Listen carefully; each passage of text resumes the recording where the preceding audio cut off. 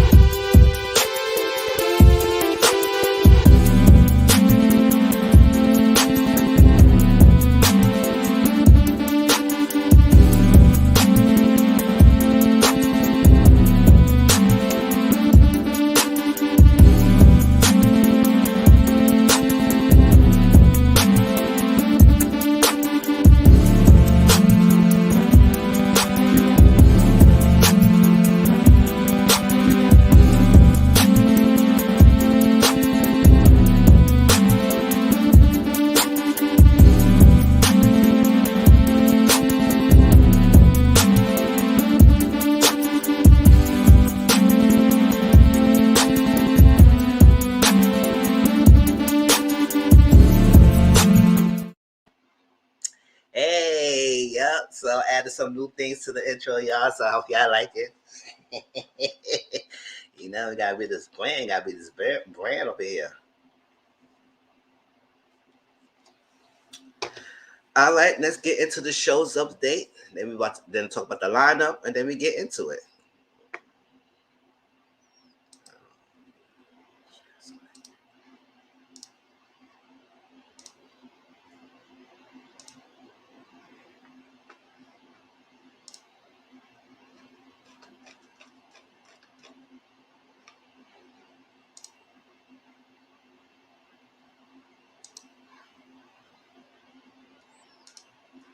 All right, y'all. So the show's update. All right. Hey, Uncle is Prime. How you doing, boo? What's going on? Happy Good Sunday. Yes, happy Sunday. Hope you had a good week. I just played my new intro. I'll play the intro again later on.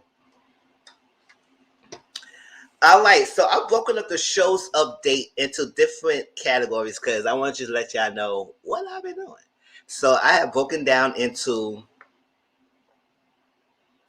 shows I watch, meaning that the shows that I watch, I either do reviews on them and or watch along on my Instagram.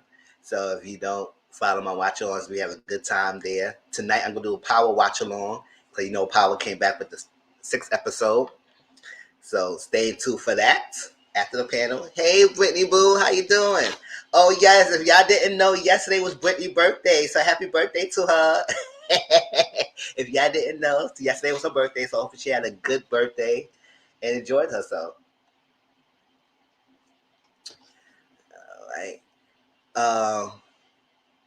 Yo, so the shows I watch is as like reviews and on watch along. Yes. So we're gonna do the power watch along tonight. So if you have my Instagram, follow me there. And it's right after the panel, Auntie Momo's panel.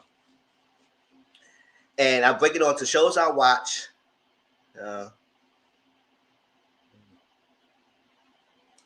Yes. Shows that's on the app that I may review or I may or may not review, or I do watch alongs on, and then shows I may not watch, meaning that I may watch it if I feel like it, but it's get recorded or not get recorded and just gonna be sitting in there until I feel like watching it, or I just don't watch it at all.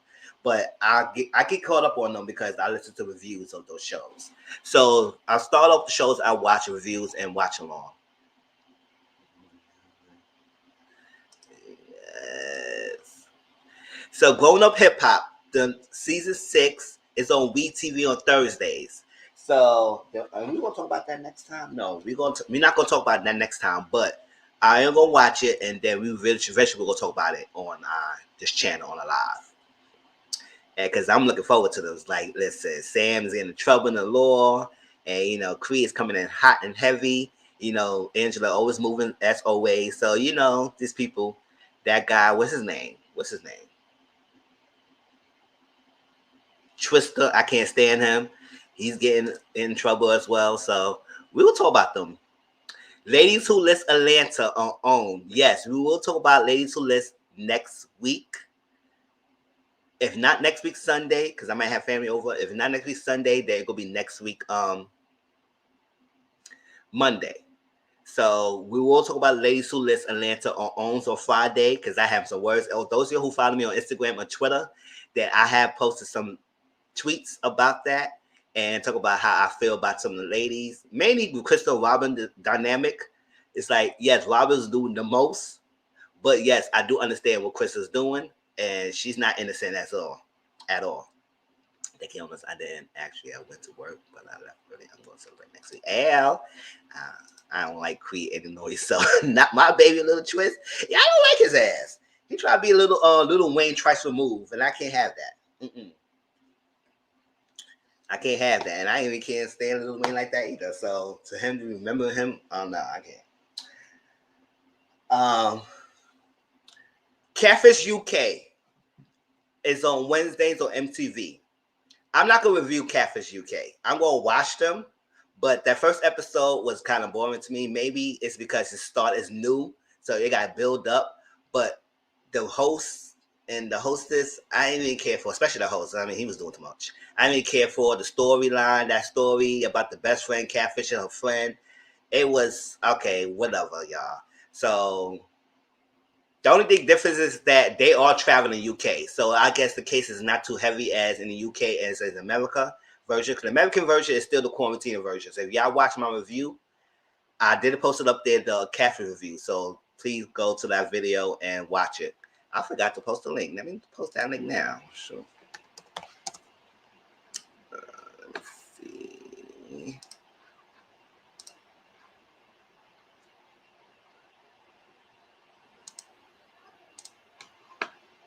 The traditional way to get business insurance.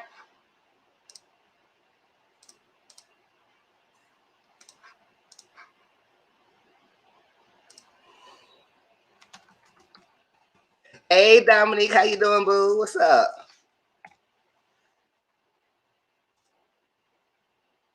So that's my cash review, y'all. So if y'all want to watch it, Tris is me.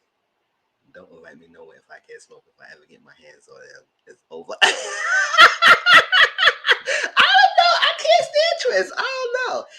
He rubbed me the wrong way. Y'all know when we review, he rubbed me the wrong way in that creep thing. He was being very highly disrespectful and everything. Yes, I understand you want to be smoked. You want to smoke and everything, but it's a time and place.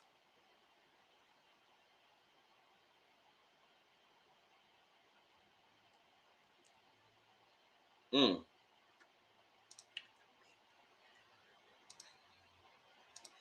Did we get the chance to watch? Oh yes, I watched Drag Race, and we're gonna talk about that today. Hey, Mizzle. Hey.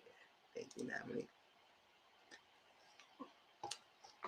All right, so if y'all didn't watch my Casper video, watch that. Because y'all know I review it, even though it was an okay episode, but it wasn't all that. See how Queen moves now? I don't know. I feel like she said something. Yes, we will watch it, y'all. I will watch it, and we will talk about that. We will talk about that because she came in heavy. Brittany, you working baby girl.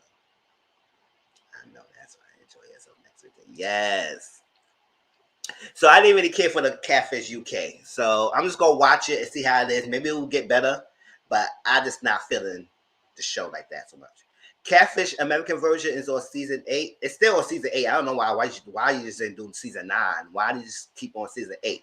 But yes, that's Luke's daughter, and but they don't really have a great relationship anyway. Hey JW Boo, how you doing?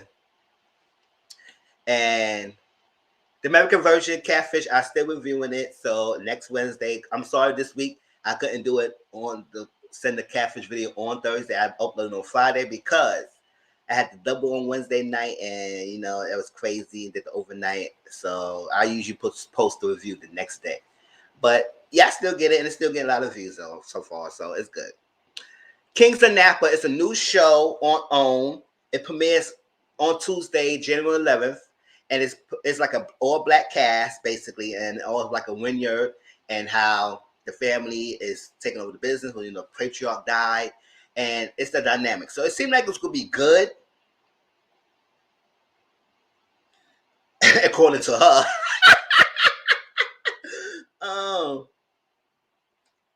According to her, it looked like it's gonna be good in Kings of Napa. And we will talk about Kings of Napa next time as well. And I'll give you an update what's the next live will be. And that will be one of the shows.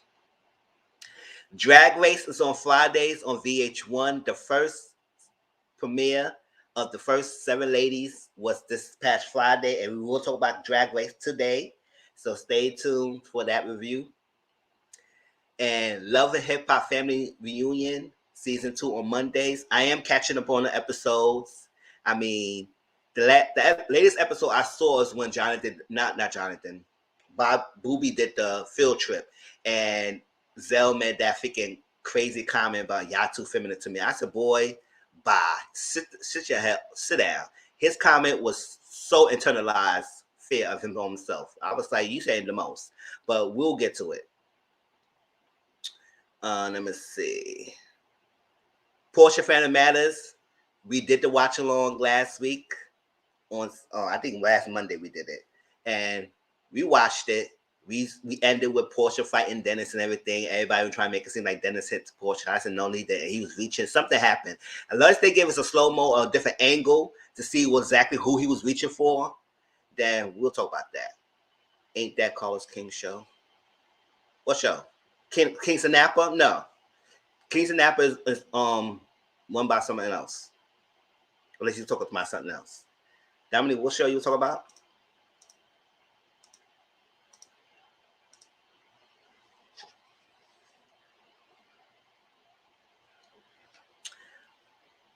So this tonight is gonna be another episode of Portia. We're gonna do the watch along for Portia thing tomorrow. God's willing. If anything, nothing comes up. And I want to see how that continue. If they show us a different angle.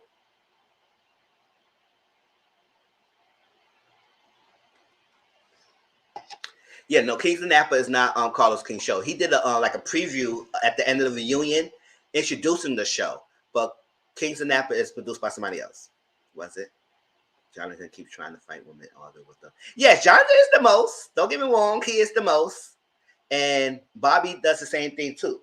But when they was in that bus and Zell just came out of nowhere and said, y'all just acting too feminine to me, it's kind of like a dig, like he didn't really care. And he said, oh, y'all doing the most. Just like freaking Joel Santana sitting right there. I said, what the hell they was doing? Y'all was all turning up in the bus. So I understand what will prompt you to say that comment.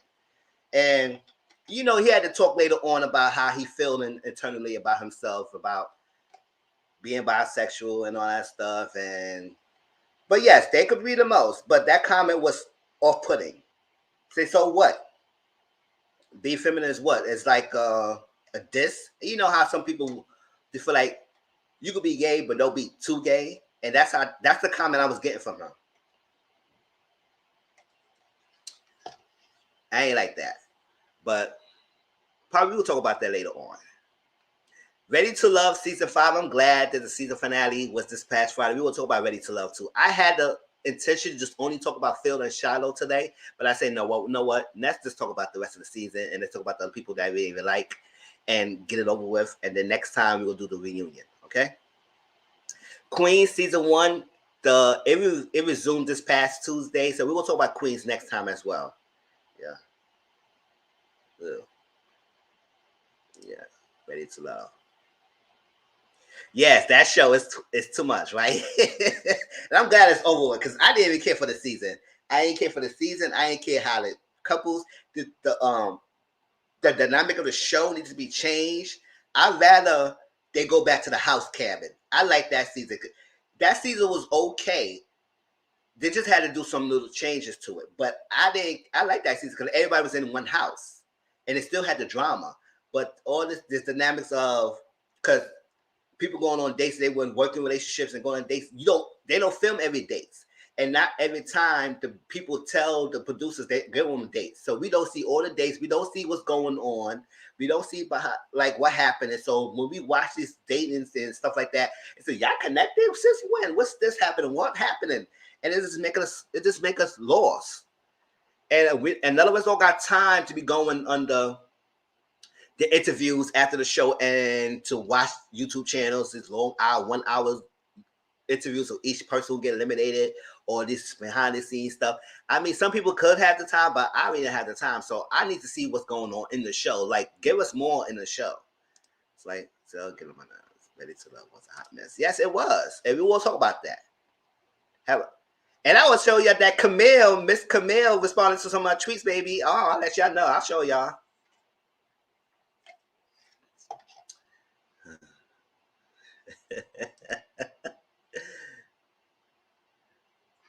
Look at this person. Look at this person. Those gotta be that one person who will come in my channel looking all stupid. He's blocked. So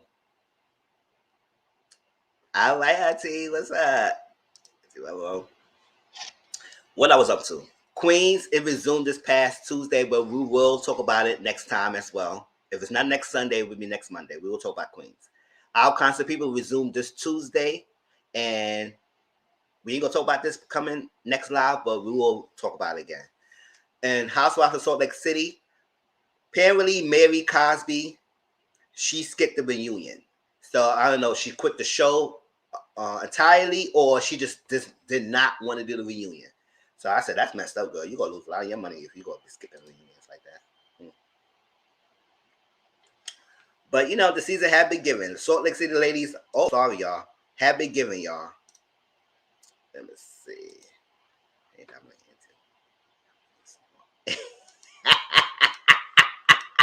You smart. All right, shows I may not watch.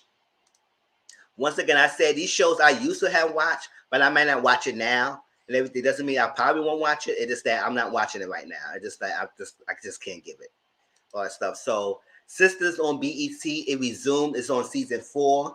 I mean, a lot of people say it's getting good, but I don't know. I just can't. I'm just done with Sisters sometimes. So I catch up on it based on the reviewers that Bondi and Jamie on who reviewed the show. I'll watch their reviews on those shows. Love Doing Lockup is on. It resumed.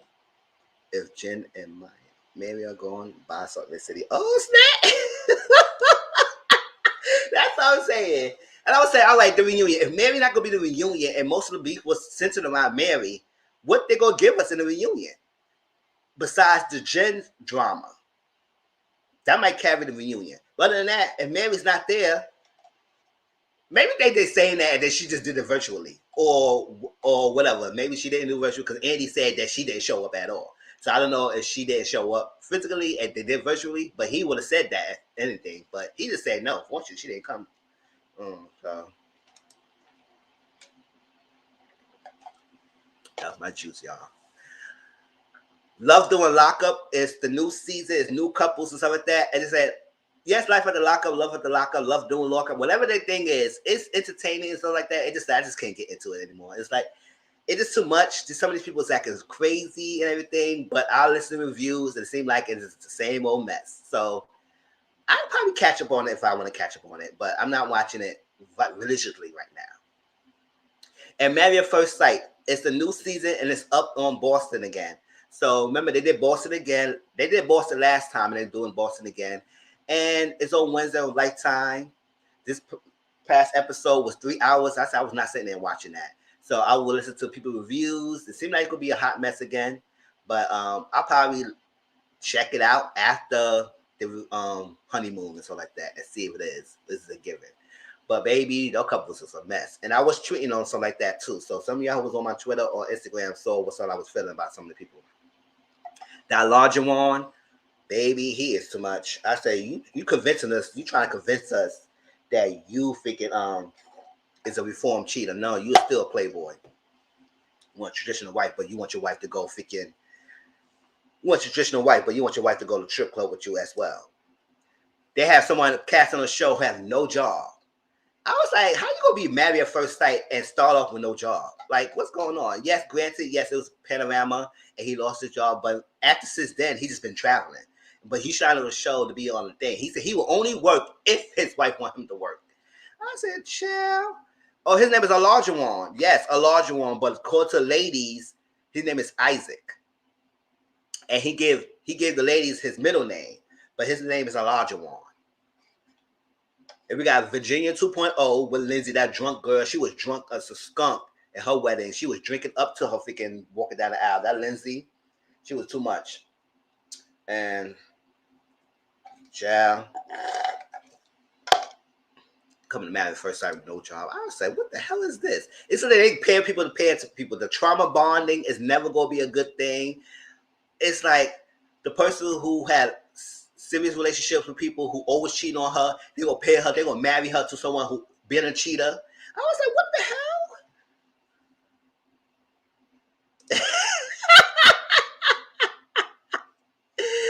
No. So yeah, Married First Sight is a new season, y'all. So probably y'all catch up on it and check it out. And maybe once we might talk about it, if anything. Maybe on Instagram.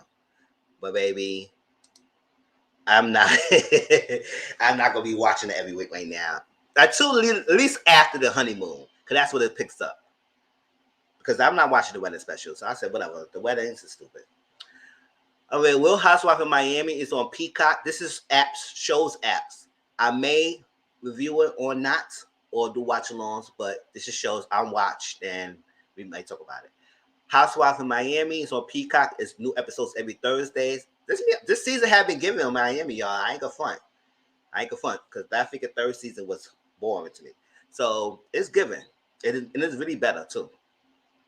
Set in Tampa. We will talk about Set in Tampa today, finally. So hope y'all watch the episodes and we will get to talk about it today. Harlem, we already talk about it on my channel, but it's on Amazon Prime. If you did not see it, it's featuring Megan Good, and it's basically like a formula of Insecure, a formula of Girlfriends. It's kind of like similar to that. It is their own little storylines. Power Book 4 is on Force, premiering next month, y'all. February 6th on Stars. We'll watch it. It's our featuring Tommy. Power Book 2, Ghost 2 is on Stars on Sundays, and we will watch that tonight, the newest episode. And P-Valley Season 2, we don't know where the air date is, but it's supposed to be premiering this year. All right, let's continue down. Feature on my channel. All your series segments, I Got Front is getting... Oh, what's going on? Y'all keep doing that. All you series segments is good. I did the Portia one and I did the Arion. The Arion is making a lot of views right now. And Portia, not so much as like that, but I join them. And once again, it's like the short segments videos where I'm talking about things that happen on social media. Something like, it's like, what? Are you really serious? Everything. I want to do the Jim Jones ones too. So probably do that sometime. Probably today, tomorrow. And it's really good. People making comments and stuff, and I enjoy it. And it's no more than 15 minutes. I'm trying to make it too long. Those videos are not supposed to be long. So it's less 10 to 15 minutes of talking on some random topics and make people make comments. And I wanted to interact with people in the comments, so I'm enjoying them. I like it. Creating Discord. I'm about to show y'all my Discord channel I created, so y'all, and I'm about to explain the Discord in a minute. And next Sunday, Ready to Love. If it's not next Sunday, it'll be next Monday. So keep in mind, because next Sunday I might have family over. But it will be Ready to Love reunion, Ladies Who List, Atlanta, Queens, and Kings of Napa. Thank you, TM. Thank you. Hey, Tracy Boo, how you doing? Let me see what y'all. I was reading and I missed a lot of your comments. Hold up. They supposed to be dropping a trailer for Tommy's show tomorrow. Okay.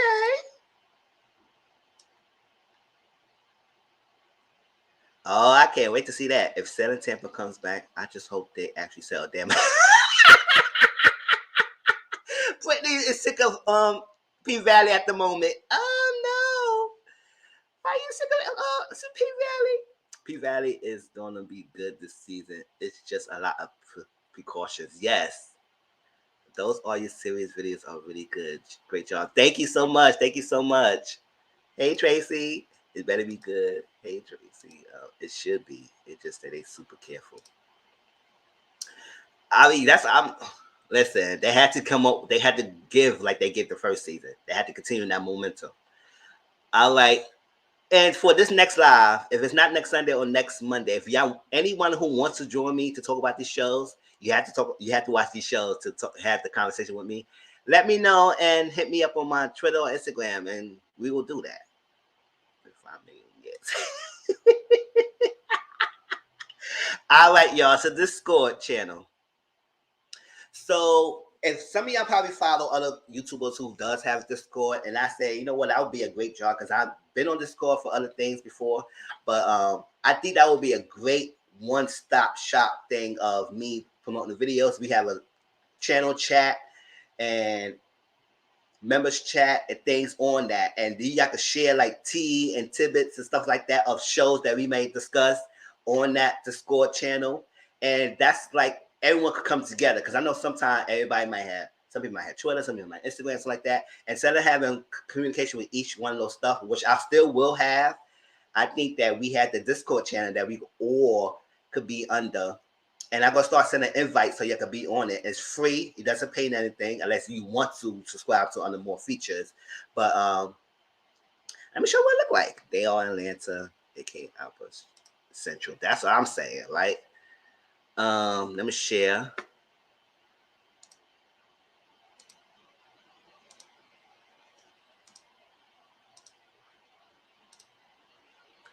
All right, y'all see that? So I created my little mini. Let me see. Let me enlarge that. See, if y'all can see. Oh, let me see if y'all can't. Well, I can't enlarge it that much. But I created a little intro, little logo for my channel. This is server. And Mizzle 14, he said I'm the creator, the owner. And I gotta invite people in. And then we could have voice channel, voice chat. We could talk and stuff like that. And I have different roles for people. So if you come in there, you could be either a moderator on my channel or you could be the member. Let me see. Moderator or member. And I will add you in. And based on your role, you will have different permissions and stuff like that granted to you. So y'all stay tuned for the invite, and I will DM you on y'all before they could join in. They better get started on season 3 while they at it. It's blurry. It's a blurry as my eye test. I mean, that's small. Oh, snap. It's blurry, y'all? Because I can't. Yeah, it's kind of small, but that's what it looked like. It's this small little thing, it's a Welcome to Mizzle 14 and stuff like that. So y'all gonna start getting invites of it, and this you can do it on your desktop, your mobile, you do it on your phone, everything. It's like I said, it's free, and we can get into it. Yes, most of y'all is in my IG, so I will send y'all a link to my IG or Twitter, and y'all just join in.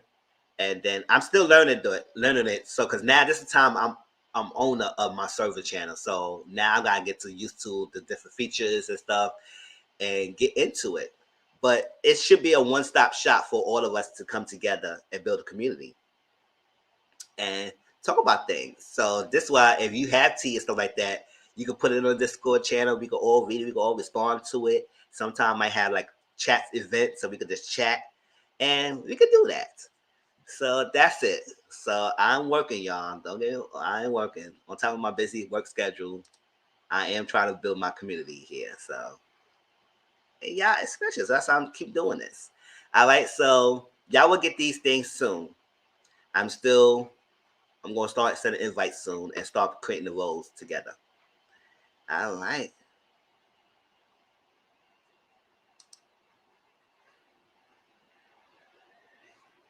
Yes. I love this score. Thank you, Tracy. Yes, love this score. So um it will be great. It definitely be great. So y'all will get the invite and everything. And I will post the link to my invite on my YouTube channel too. But I think the invites only last a certain amount of days. So I had to keep sending new invites. That's why I'm trying to do it individually, send y'all directly. So you come in, y'all can be in. And that's it. All right. All right. Let's stop that and get into it. All right, let me get off of this.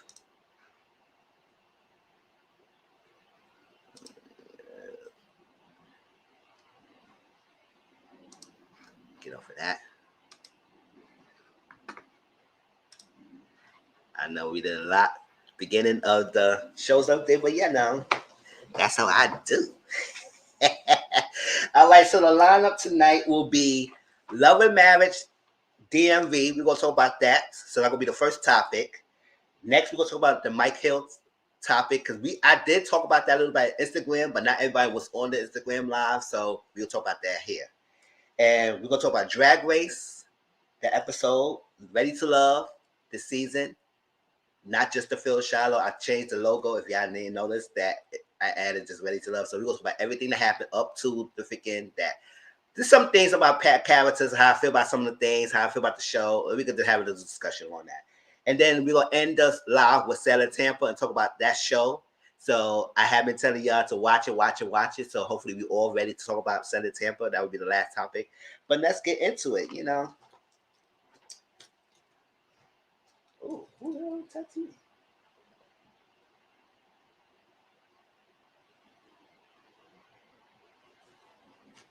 Hmm.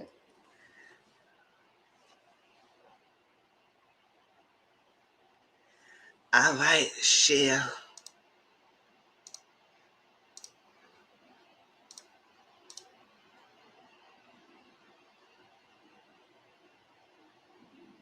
Yes, ladies who listen, we will talk about that next week. If it's not next Sunday, it will be next Monday, and we will talk about that. Cause I have some opinions. I have some things. It's like that. Um, like for the lady list, I understand both Robin and Crystal. Robin was doing the most, but Crystal is not innocent either. So they both was at fault to me. And a lot of they're beautiful women, like beautiful women. I like that they all do well in the estate. And I like they gave us different roles. They gave us attorneys, they gave us luxury agents, and they gave brokers. So we got different roles going on here. And I appreciate that. But we will talk about it. We'll talk about it next time, next week. It's a list. I mean, it's good. The LAMDMV actually says they need a better cast. Oh, snap. All right, y'all. So let's talk about it. Oh, wait, hold on. Let me do the time. Because of the timestamps. So, if y'all didn't notice that it was the buzz, TV Deets leaked this stuff out. So, we haven't got official confirmation yet from Carlos King or from Monique Samuels herself. Because, you know, she always will give us a thing. Like, I don't know why she keep it hush-hush. So, we haven't got official confirmation yet. But apparently, they're supposed to be filming this month of a new franchise. You know, Love and Marriage is branching out. Love and Marriage Huntsville has been doing really successful. It's been really good. So why not expand the franchise? And if they really do successful, they should expand into other different cities as well. And make it a brand name like Housewives. Love and Marriage will be a good hit. If they keep the same formula, if they get cast that give us something and make us talk about it, because you know the buzz of Huntsville, even after the show ended, we still get the buzz of the show. I mean, of course, that Fika Sachi could give it the buzz, but still, we still get the buzz of the show, and they currently filming. So apparently, season 4 of Love and Marriage should be airing back year. We don't know when, but probably around the summertime. I think that would be a good amount of time to have it coming back, but we'll see. So when we heard about Love and Marriage DMV and we all heard her name Monique Samuels, I said, oh, okay. I mean, it's a nice thing for her, and I'm proud. Like I other day, I'm not gonna knock nobody back. If she want to make the money, hey, listen.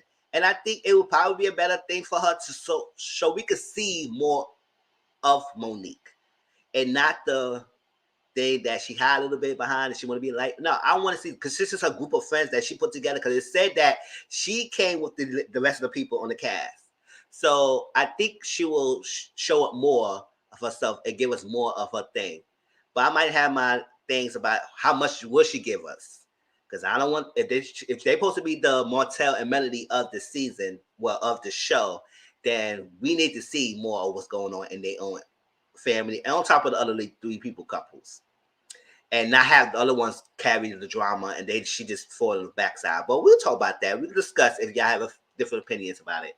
So Monique Samuels was chasing that was Meet the Love and Marriage DMV cast. All right.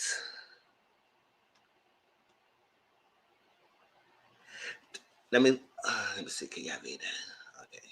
The Oprah Winfrey Network just commissioned a spinoff of the Love and Marriage series. Consequently, let Meet the Love and Marriage DMV cast. What's DMV? It's a version of Love and Marriage focused on Washington, D.C., Maryland, and Virginia. Also, if you're not familiar with Love and Marriage, it's created by Carlos King. It follows some couples as they try to bring up some real estate properties via joint ventures. After 3 successful seasons of Love and Marriage Huntsville, where we saw 3 African-American couples invest in real estate developments in Alabama, the show is now ready to move on to bigger things in another area. Not only is Love and Marriage DMV its new proposal, it's coming with familiar faces to the reality show world, which we will explore now. And without further ado, here that. Oh, what the hell is that? Whatever, though, let's begin. Meet the Love and Marriage DMV cast. The Love and Marriage DMV program will star a reality TV veteran as Monique Samuels from the Bravo show Real Housewives of Potomac will move from networks and show to the Oprah Winfrey Network. Yes, that's right. This woman will have her life exposed once again on camera for this program. And since Samuels is no stranger to Maryland, D.C., and Virginia area, she's a perfect addition to the cast. Additionally, Monique and her husband, Chris Samuels, will be there. Moreover, the show will be produced by the same man who brought us successful realities like Real Housewives of Atlanta and Love and Marriage Huntsville, the talented Carlos King. All right, so that's it. Well, that's it. I will introduce new couples too. Yes, that's what I'm saying. Since they are really good friends group, I mean, hopefully they are, because every time they say this friends group, then it just gets sour when the show airs. Just like what happened to these 3 couples, like the Holtz and the Scotts, and they was good friends, which I do believe they were. But I guess as the show premiered, that stuff happening, their friendship started dwindling. So hopefully they don't have this bug with their friends group. But that's how part of life. That's what we want to see. I want to see the authenticity of the couples, the friendship, what's good or bad, what's the drama, what's the tea that we're going to have, and everything. And if they're going to be the center, if the show going to be centered around them and other people, they're going to be the Martell and Melody centered. So it will be centered around them and the other couples, or it just gonna be the other couples giving them, and they just not gonna be full side because they gonna give us drama. So I just want to give us. I want her to give us more of her drama and stuff like that. Promote your businesses, show us things, show us what's going on inside your family, and not put up this war that you're not showing us. So I want to see it. And the friend group, I would love to see how they really are interacting with each other. Monique will be a fool messing with Carlos with secrets. Carlos don't play. He put the things in the forefront. So anything that's happening, he will put it out there. Man, I mean, he's not messy like Bravo, but at the same time, he loved to give us the show. That's what Love and Marriage Huntsville was given, because they was open, even the good and the bad. So hopefully the Samuels give us that too. And I guess it's a different network. Maybe she will show us more of us, of her in this show.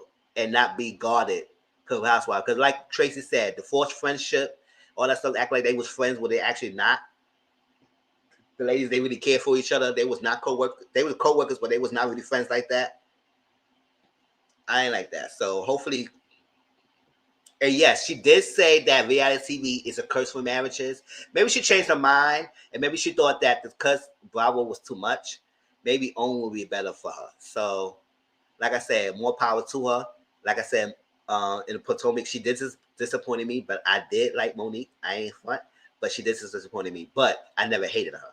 It's just that she just did a lot.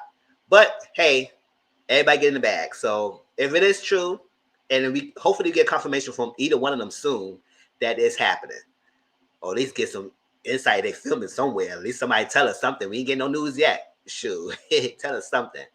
But here we go. James and Ilana Tyler. Ilana and James Tyler are self-described entrepreneurs, and they are dramatic couples of the show. Firstly, the duo is ostensibly fashion savvy. Ooh, ostensibly fashion savvy. Secondly, they're always busy, either on family issues or in the District of Columbia party scene or in the business. So they, they in the limelight. And the business is usually real estate and consulting.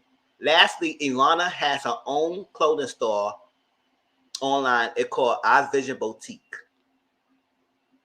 Oh, okay, Ilana, what's up? All right, showing all the skin.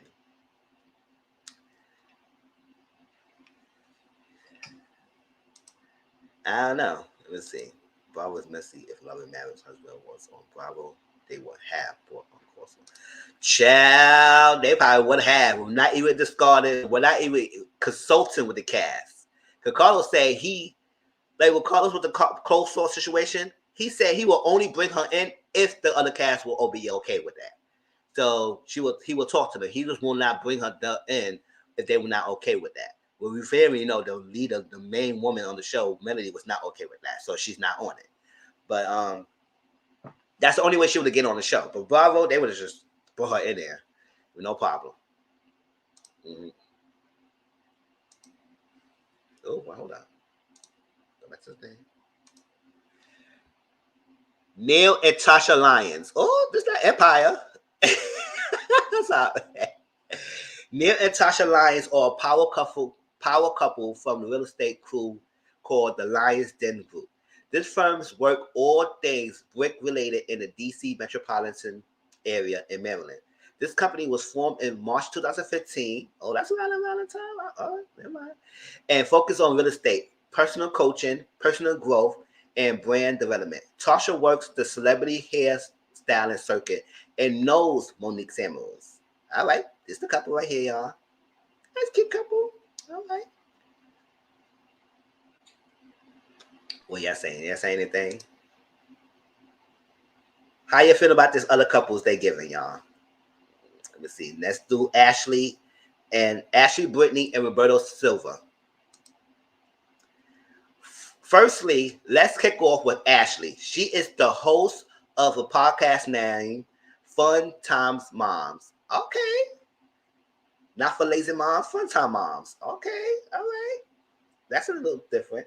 And from the name, you can guess where she's coming from. Mm-hmm. Also, Ashley mixes motherhood and business. On one hand, she's on the mic. On the other, she raises her kids. And in between, she has a children's store. I said she's doing a lot. All right, Ashley. Meanwhile, her hubby, Roberto, is a DJ Quicksilver. That name, I heard his name before, to be exact. And he's on the radio on DC at WKYS FM 93.9 dial. Okay, that's a couple. Like that DJ Quicksilver, like I heard that name before. Co-star supposed to have a show on Bravo. I honestly refuse to care until it's actually a thing and the cast is better. CSM F y'all. I don't care if it's actually a thing and it's gonna be true. They have a better cast. I don't know. I mean, I don't think they would make this bigger buzz for us to be fake. I mean, they not saying that the people will not give us the fake news, but to give us all this hype and want us to be excited for, and it's not going to actually happen. That's not going to be Cool. But I want to see how the first how it gives. How it gives. They may give us something like the original. All right, Love and Marriage DMV release date. Love and Marriage DMV will release sometime in 2022 via the own network. Firstly, the network just announced the cast and crew. Secondly, there's no official release date yet. But rest assured that as soon as the Carlos King crew drops the date, we will post an update for you here at OTA. All right. Also, season 4 of Love and Marriage Huntsville will also drop in the same time as this upcoming show on the Oprah Winfrey Network. Oh, okay. So that means if it does come out together, they will show Huntsville and then it will show DMV right after it. If they're going to do it like that. Because usually only on Saturdays. The filming for this program will commence this month as the hands of Kingdom Reign Entertainment, the Carlos King crew that made The Housewives of Atlanta and Love and Marriage Huntsville, will this crossover from Monique Samuels build drama for our old show at Housewives of Potomac. If she's getting some zings sent her way because of this, we'll only know as the series unfolds. That's for sure. What we do know is that this upcoming show will follow the same format as Huntsville franchise. 3 couples trying to kickstart the real estate world in some place in the United States Capital District. We'll conclude our coverage for this topic here at OTA. Thanks for reading our article and keep coming up with the updates in the future. All right. They said 3 couples, 4 couples, but I don't know what they're giving. All right. Hey, Jay Rudolph, how you doing? Quicksilver was one of the guys with the female co-host that she set up with Attractive. TVDs did the same with Cam Show. Oh, okay.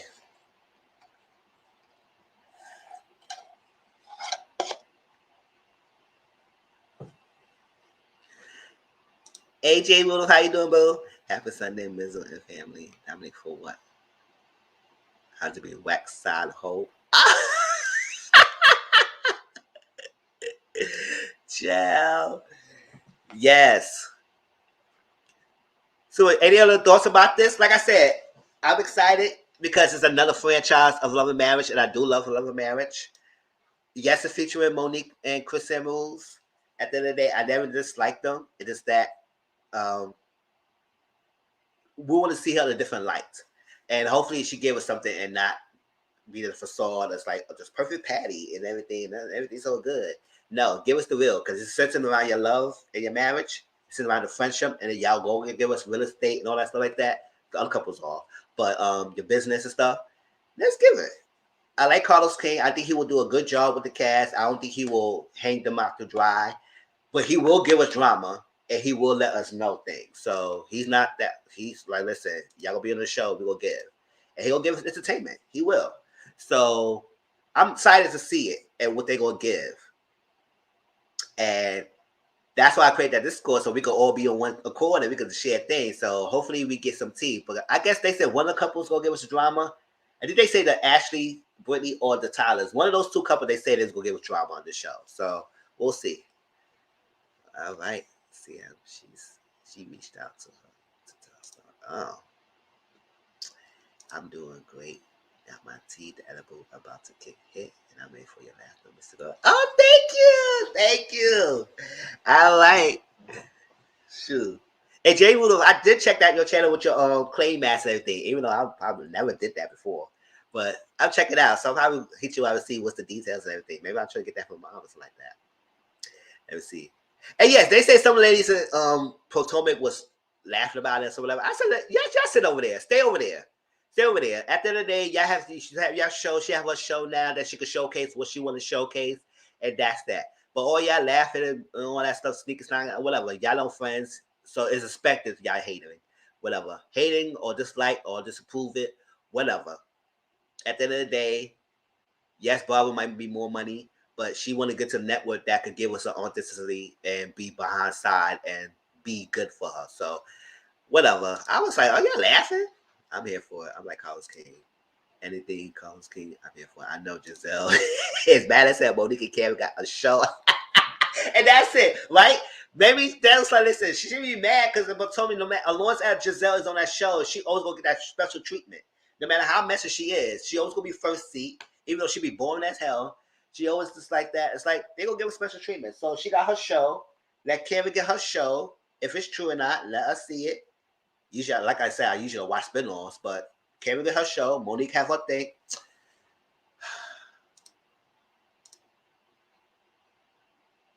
All right, and that's that. All right. So any final thoughts about this show? So let's just see. Give us updates. If y'all got any updates before I get updates, y'all let me know. Cause sometimes I be behind with the updates. But I be up bump. I be up bump with the stuff like though. But sometimes I'm not quick as everybody else with the updates because I'll be on it like that. But I'm excited to see what it is. And they need to give us something. Give us something. Because first season start off was good in Huntsville as well. It was good. So they need to give us the judge. Don't think being quick about it. Take your time, Carlos King in production. Take your time with the show. All right, let's go to the next topic. Right here.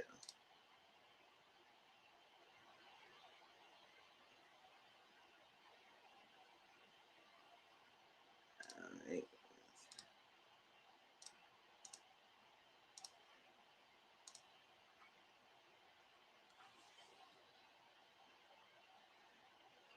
Ooh, nuh-uh, not today, people. Uh-uh.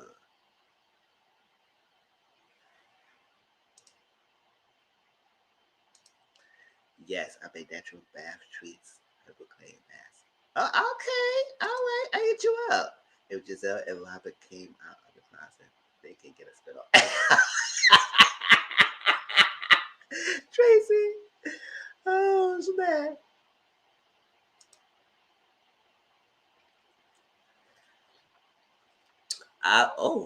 Did I cut his name off? Yes, I did. Oh, well.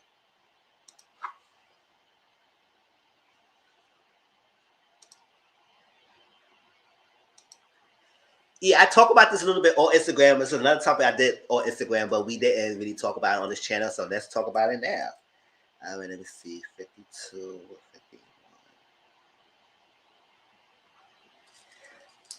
51. So, yes, we all have a show like Living Single, The Girlfriends, The Insecure, The Harlem.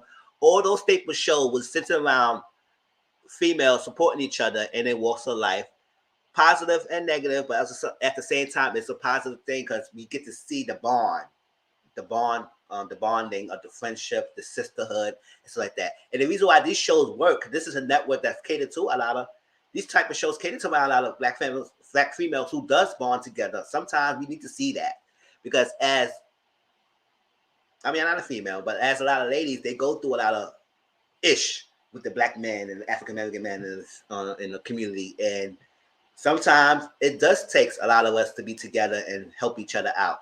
And you usually see more women friend groups than men friend group in the aspect. So to see that on television, giving us something positive, and I love these shows, and I don't care. And not because I'm gay and not like that. I just love these shows because I like to see these type of shows, and I would like to see a male counterfeit of that. But would it be an audience for that? And at the same time, why haven't been there? And if it had been attempted, there are some shows out there that's showing that and everything. But I never heard like somebody say about Johnson on Bounce. I don't really watch Bounce like that. But if it's a good show, yeah, that's sister your husband. If it's a good show and that's a good example of what he's once coming from, then why have I never heard of it? That's also like I'm gonna try to go to Bounce and go to the if I have time, go on demand and check the show out. If it's really what they saying that this is like what he asking for, and I would love to see that. But we have to take account of the demographics who watch these TV shows, and also the man. If you're trying to cater to the positive man group and to show the college educated men who support each other and everything, will the heterosexual men watch these type of shows? Some people will watch the show, but will they watch it and not make it as a negative light? Oh, he is too simp for me. He is this. He's that. And that's the stuff we're gonna talk about. So we're gonna talk about it. We're gonna talk about this because when he brought this topic, it brought of two spectrums of the thing, and I do understand both sides. Like I said, I do want to see type of shows like that, but when you have the shows, the reason why these shows, Girlfriends and Singles, last is that they just don't only show us the positive side. They also show the shadow side of some of the stuff that people go through relationships and friendship and stuff like that. Where some people be too picky or too self-centered or maybe too not motivated and all that stuff. So yes, like I said, a lot of these females, they do bond together more than men. It's like that. The men do bond together, but they don't hold themselves accountable. So like that, a lot of the female group, they hold themselves accountable. They be there together. They be there for each other and all that stuff. And they do center around. They do show men who is in a positive light, and they show um, men in a negative light. And that's why these shows is successful, because there's a marketplace for people who watches these shows. It's mainly you can't front. Mainly women watch these type of shows, and most watch shows TV in general. Most men watch the sports, the thing, all that stuff and everything. I don't watch sports and stuff like that, but you see the demographics and why that's why it's more woman focused shows than men focused shows. Like I said, I would like to see that. So people mentioned Johnson. I'm gonna write that down because I want to check that show out. Johnson. I found a show called Grand Crew. Yeah, Grand Crew. People said that too. That was on, I think, Peacock, right? Or Paramount. One of those two. One of those two. Maybe show Straight Dudes and Wives, Girlfriend Sisters. It's on CBS, I think. So I think it's on Paramount. Yeah. Or Peacock. I think it's on Peacock. One of those two. I heard that name, but I think it's one of those two. Paramount on Peacock.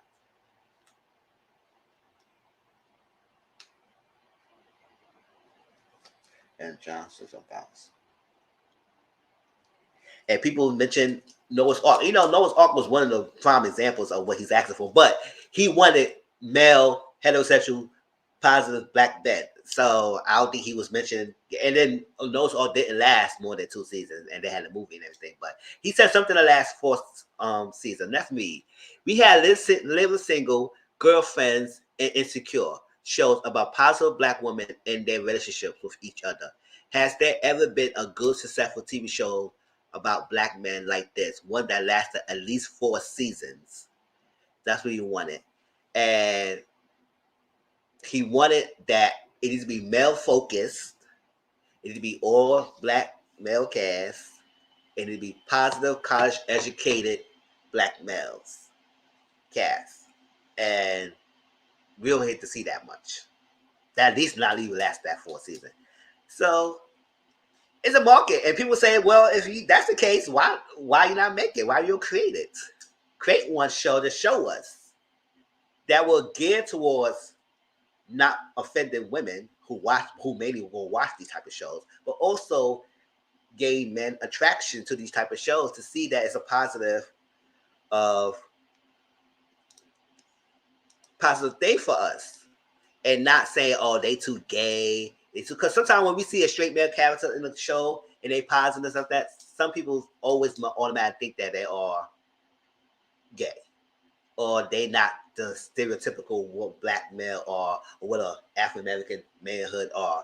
So sometimes, like, can we have that? Then let's break it down. If we have a type of show like this, and like I said, you can't always center the positive, but also got to center the negative and how to make the male bonding. Because these males gotta hold themselves accountable. Because sometimes a lot of men don't hold themselves accountable. So we just see that. We just see that college thing and all that stuff. And we had that one straight college educated male who might have a wife, and him balancing fatherhood, he might balance marriage, working, and stuff like that. You might have one who's a playboy.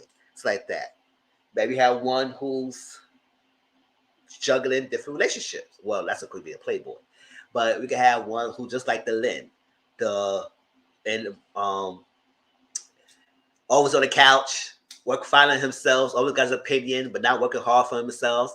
And then we could have one interesting character who is battling sexuality, but I think he want all straight males. I don't know what his thing is. He kept changing up goalposts.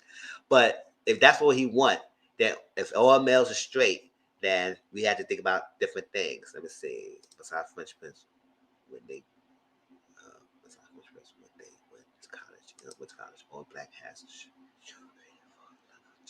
It's only had 1 season so far. If they are a black man in the highlight, they tend to be in a group of like friends. Yes. Yeah. And their wife is non-black or a love interest. Yeah, that's what I'm saying. We had to unpack a lot of different things. Because you could have a show, but you have to show things that make a buzz.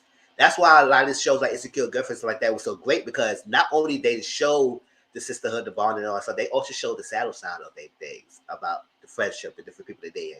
Maybe one guy could date outside the race and see how that it is. You know, I mean, if you want the positiveness, you could have that. But let's see how that goes. One could be married. One could be a playboy. One could be battling sexuality. I mean, it could be something like that.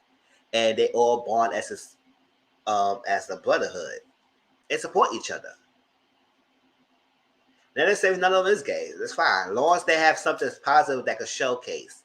Maybe one of them could be misogynistic. That's to be the shadow side. This is some of the shadow things I was talking about. This misogynistic type of dude. Somebody who only date white women. You know, how much buzz that we get. Because, you know, sometimes we get that word triggers seeing that. And it's a shadow side. We can see the lazy bum who don't work. And let's say if all of them does work. What kind of jobs? Okay, you know, just construction, you can teach it. It's like it could be different things, doctor, lawyer. Because usually if the successful college educated, it was always gonna be the doctor, the lawyer. Which we need to see that. But what can we have other successful jobs like teacher and other things that could be successful in making money. Tech world, usually tech as well. Engineer, it's like that. All right, one dude in there is married to a white girl. One dude was married, but now he's divorced. One dude is kind of like a geek and trying to date, and the other one is trying to find out love with his girlfriend. Oh, okay. Yeah, I don't think of movies like. Yeah, he said he talked about TV shows. He didn't talk about any movies, but The Wood was like a good example. But it was a movie. What show you talk about, Dominique? You talk about like example, or you talk about the show you talk about Johnson? Johnson, okay, so one dude on there is married to a white girl. Okay, one dude was married, but now he's divorced. One dude on there kind of like a geek and trying to date. Yes, that shows some more geek characters, some more nerd character, because sometimes they don't get no love. They don't get much love. They're trying to date, and one other is trying to figure out love with his girlfriend. I'm here for it. Lock some dudes in a house and have an actual therapist. I think it would be good. No, actually, no TV shows like the movies we had with the representation. Yeah, and just yes. He said something that lasted 4 seasons. So if it's season 2, so it should be good. So maybe they could continue on, and then that could fulfill his quota. It could be one show. Then people say, Mike, here, why not create one show yourself? It's like we want these ideas. I mean, if I was in this film realm, I would probably create a show like that. But he's in it. He has more assets and means and opportunity. Maybe he can get some writers to write a show like this.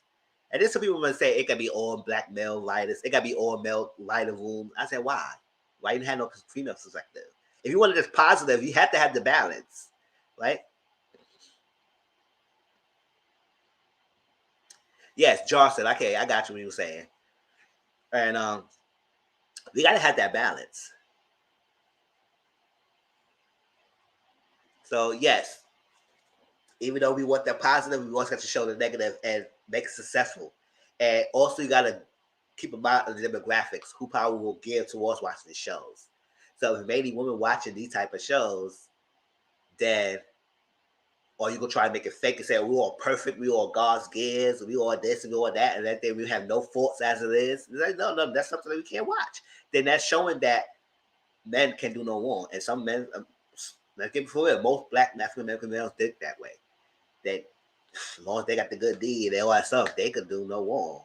And some people will fight people over it. So if you want the positive spin to it to show different things, you definitely got to show that negative side, but you also have to show the positive side.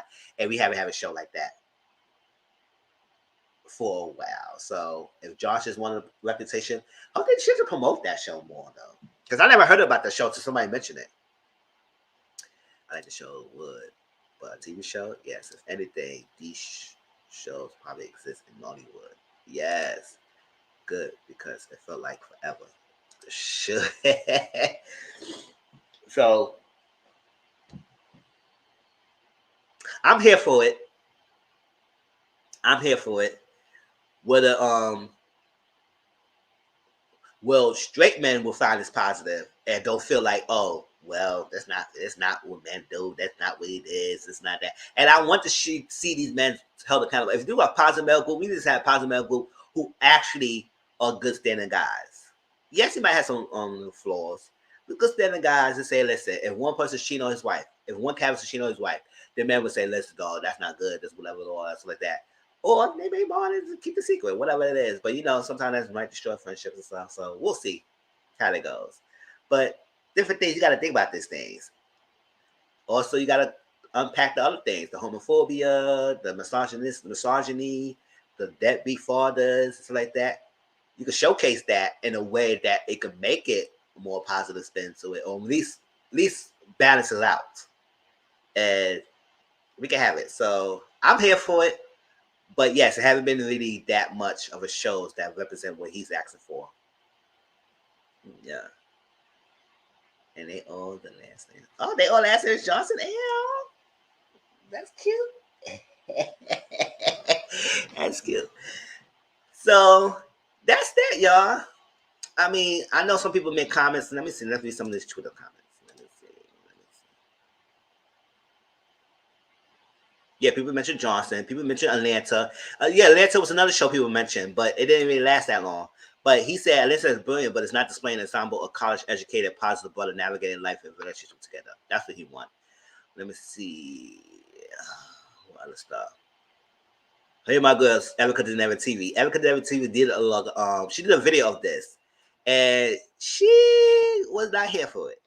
But that's that.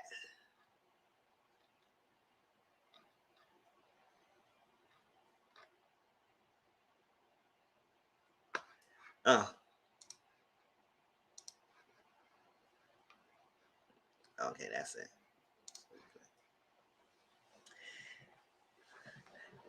So yes, we could get it, but we had to think about the demographics and why that show is only on Bounce. I mean, yeah, Bounce is a good network, but listen, if nobody mentioned that, I would never heard about that show. And let me check Atlanta as well.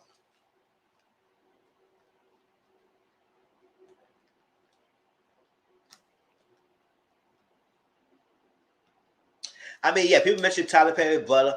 I said Tyler Perry, bruh. It's trying to it's like a tip to sisters. It's like that. But the only thing about it is I'm just not feeling for it that much. It wasn't given to me as much that I think it was supposed to give. And not even for the sisters like that either. It's probably because it's him. If it was somebody else who make a different way of that show, then I'll probably been more here for it. But yes, blood is like what he's kind of asking for, but I don't know. It's just not given to me. And the acting, that's why these shows are so good because the acting was great, the storyline was good. Yeah, it may have some boring seasons and stuff like that, but the storyline was good, the acting is great. It draws you to the characters, and it just draw you to one character. You feel for each character. Some of you might like them more than that. That's why these shows were so successful because you might like. Most people might not like Joan, but understand Joan. People might center and might like. I go to Girlfriends. Girlfriends is one of my favorite shows. Like Tony. It's like that. Even though Tony was a bit much sometimes and superficial and things, but people might gravitate towards her. You know, the Maya. Oh hell no! All that stuff. And then the Lynn. Lynn had her moments too, like that. Like each character give you the love and hate relationship. Sometimes you might like Joan. Sometimes you might can't stand the girl. Sometimes you might like Tony to also end. Especially with the Tony and Joan friendship and how that flipped around. You might like that. Like Maya was Maya. It's like that. Lynn, all that stuff, and you have that, and then you have the living single.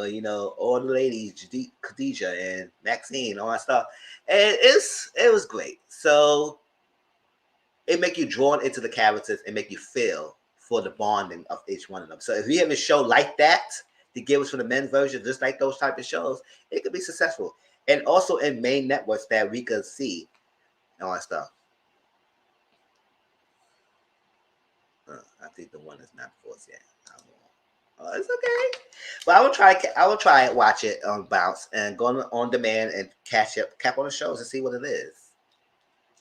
All right. All right. So any last little thoughts of Mike here, what he said? If not, we move on to Drag Race. All right. Let me get those together. Let me get the. Oh, hold on. Yeah, I ain't tell me I ain't my band on. Mm. Oh yeah, if y'all didn't watch the Are You Serious videos, here we go. Let me post in the chat. Portia.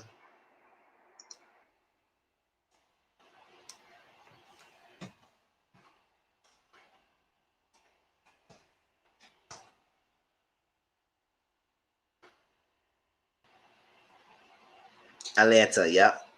Atlanta was on one of those. Atlanta is one of the primetime tables. I think it's on FX. I think they said. So I gotta catch that as well.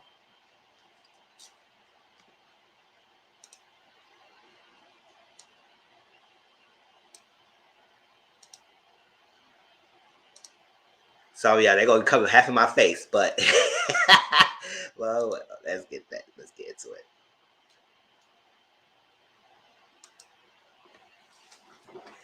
So RuPaul Drag Race, y'all. Did y'all see it? I'm sorry, people who I think JW was one of them people who was on the live with me that night when I said I was gonna come home and watch it. I did.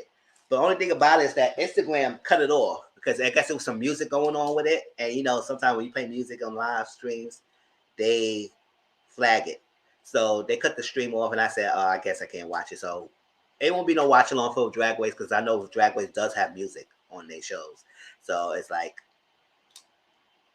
I can't take that chance. So shows that doesn't really just mainly on talk like reality shows like Power and Portia, I can still do those because they don't flag those. They haven't flagged them yet. So we can still continue to do those type of shows, but shows like this, we can't do watch alongs of because they cut it off. So I know some Jada was wondering what happened. I said, listen, they cut it off. I said I can't showcase it, and I posted that on Instagram and I mentioned it on my storyline. So, but let's get into it, y'all. So listen. I said I was gonna try to review it, and I'm gonna be committed to trying to review Drag Race. All right. Look at that on my face. I gotta put my face on here. Okay. Look, on my mouth. Y'all can hear me, right? All right. So they split the premiere like they did last time. Another season. They split the premiere into 7 and 7. So this week we showcased 7 girls, and next week Friday, well this Friday, it goes showcase the next 7 queens. And at the end of each segment, because it's 14, they will eliminate a girl. Cause last time they did this, she didn't eliminate nobody. She just got them to showcase who they are. That's the season when I that bit. That bit. That was the thing they split these girls and like that. And she didn't eliminate nobody in that scene. After a while, she started eliminating. But this time she said, listen, y'all on your A game. It's 7 of y'all. Yes, it's premiere. Next week will be the next premiere. 2 girls is leaving. So then after the 3rd episode will be 12 queens instead of the full 14. So yes, thank you, Dominique. Like the video, y'all. Like the video. And then on my new intro, it has to subscribe and like and everything. So love it. Cornbread, yeah, I like cornbread. Cornbread is like the best. Like she was really giving this season, this episode so far. Her Willow Pill, I'm surprised with Willow Pill too. Willow Pill gave and everything. So we talk about that. And Kerry Kobe, they all kind of gave this season so far, and that's that. And I was so excited. I was so excited doing the watch along because it was like we was talking about the people, we was talking about the outfits, we were talking about a lot of things, and yes, it's off FX. Yes, yes. I won't catch it and everything, but it got cut off. So we had to go by. That's why I try if I can. I would try to do the one-way look too, but they never pan out the one-way look with all the ladies. They always do the diagonals, so it was cutting the people off. And then when I tried to do the freaking what was it? Untucked version when they were sitting on the couch, the angles, it was really showing the full outfits. So I was like, this is the only chance I had to get to get all the ladies together in their outfits. This is the interest outfits. So let's judge the interest outfits, y'all. So how y'all think about this? So we start from here. This June Jambalaya. Next to her was Alyssa Hunter. Right? Next to her was Orion Story. After that was Bosco, right here. Next to Bosco is Willow Pill. Yes, they wouldn't let me be great. Instagram said, nope, it's music, cut it off. That's up. Next to that is Kerry Kobe. And after that, in the end, is Cornbread. Yeah. All right, let's start with June Jambalaya. Right? So June Jambalaya came over this like one jumpsuit with a thing on, with the cream under it. So it was nice. She gave her the body, the booty, and everything. You know, one of the two. I like that they put both of them on the same episode. They could have put Cornbread one and June another because I think they was the only two big girls, if I remember correctly, that was on this cast. So they could have split both of them up. But they both made it to the round. I mean, we get to that in a minute. But Jude Wright came, she gave what she gave, and all that stuff, and she's a clatchet girl. She says she's a little bit classy and ratchet. That's her drag race kind of motif going on. That her little stick. She says she's a clatchet. So she'll give you the little classy queen, like the pageant type of world, and then she'll give you the little ratchets. That's her drag style. So I'm looking forward to it. If that's your aesthetic, June Jambalaya, you need to keep that throughout the whole thing. We want to see what the class chick queen gives and everything. So it was nice that she had that. I mean, I wasn't really featuring the jumpsuit that much, but I guess for her body, I guess she want to show the curves and all that stuff like that, and it did show to accentuate the booty and all that stuff. So it was nice, and you get that little you could hear the accent too. You know, like a little crunchy swing and all that stuff. So I'm here for June Jambalaya and see what she gives. Now, next is the Puerto Rican queen, Alyssa Hunter. Now, you know, sometimes they do without out the drag, and you can see them in boy version. And I guess everybody in the cast was like, wow, Alyssa Hunter, he's a handsome dude and everything, all that stuff. And, you know, he dragged it. He came with the full hair wig on, like it was fur and all that stuff. And then, not fur, it was volume wig. And I think JW, they really liked the wig. She said, oh, no, not the wig. And then it had the outfit. The outfit was nice. It was like a warrior type, fur type outfit. And I think they said they like her boots too. They said no, they didn't. It was the outfit. No, that was Kerry Kobe outfit. So like that. Yes, Alyssa Hunter was a handsome man when he came out of the dress. I said, oh, it's not. He is fine. It's like that. But yeah, and he does have a thing like he feel like people they understand him because English is not his first language. But I said, well, I understand you perfectly clear. Throughout the whole episode, I understand you. So I don't know why you feel like people they really understand you, all that stuff like that. Because I understand him perfectly fine, and he explained himself perfectly fine and everything. So we all had the insecurities. So that's what it was. But yeah, he came in. He was the first one that came in. She was the first one that came in. No, she. I go introduce say the pronouns he or she. Came in, gave the hunter thing, all that stuff, and and it showed. This person also showed their body as well. That's that. Next was Orion's story. Orion's story was right here in this red. I'm sorry. Maybe next time I'll enlarge it further so you can see the outfit more. But I had to give what I give. And Ryan's story came up screeching. And I said, what the hell?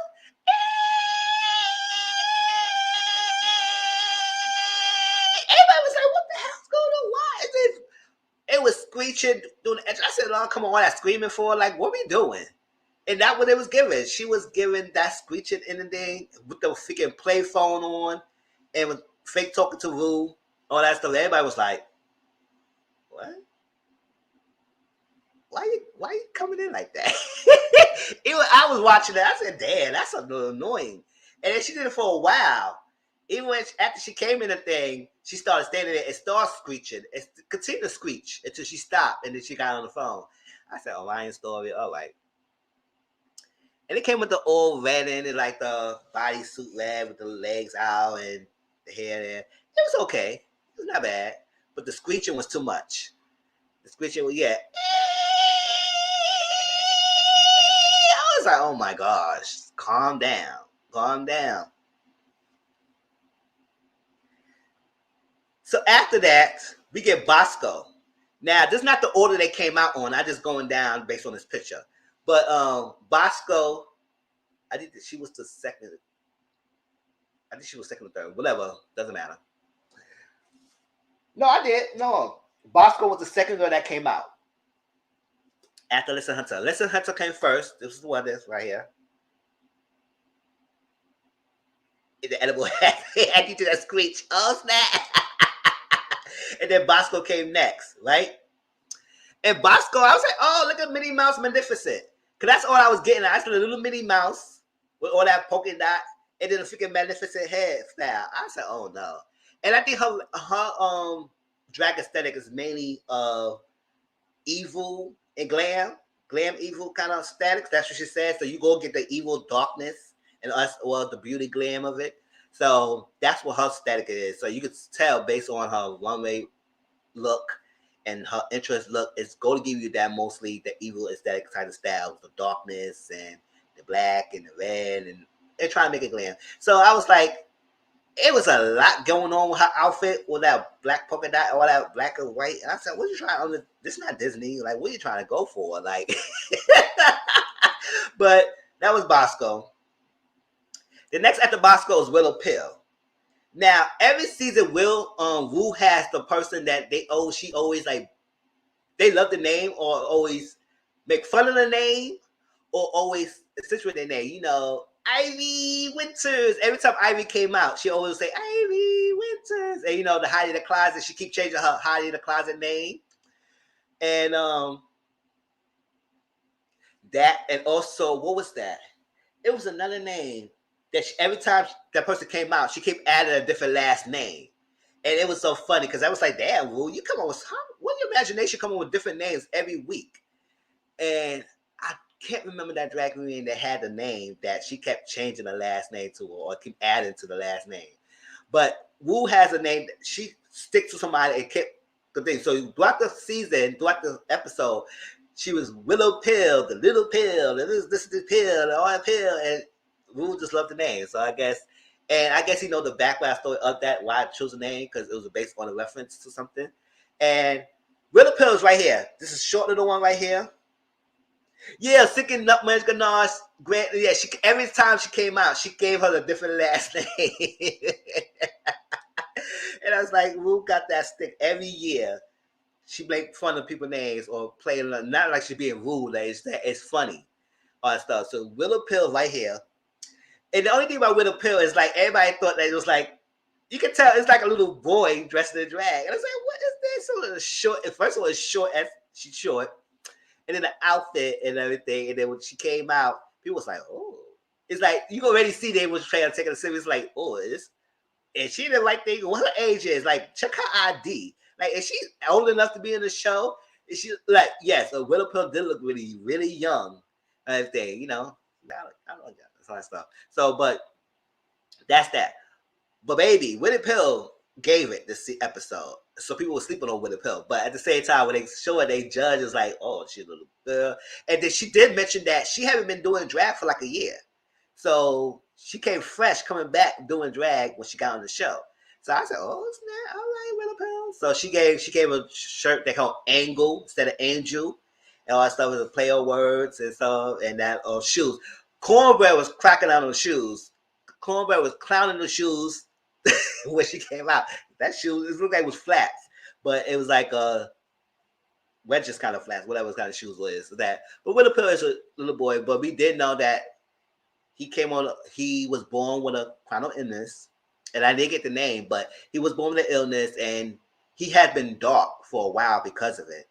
But he turned that darkness of having this chronic illness to funny and humorous and humor. And that's what he played on. And people got it. And they did. They definitely got what they was going for when they did a talent show. And they understand Willow Pill. So I said, all right, Willow, you better give it. Next was Kerry Colby. Now with Kerry Colby, she was okay, but the only thing is that she had the angled dress and her underwear was showing.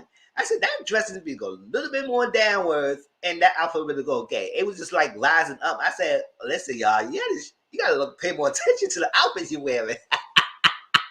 Like it was walking, and she came in and was like, I said, oh no, a little bit more down, but it was not bad.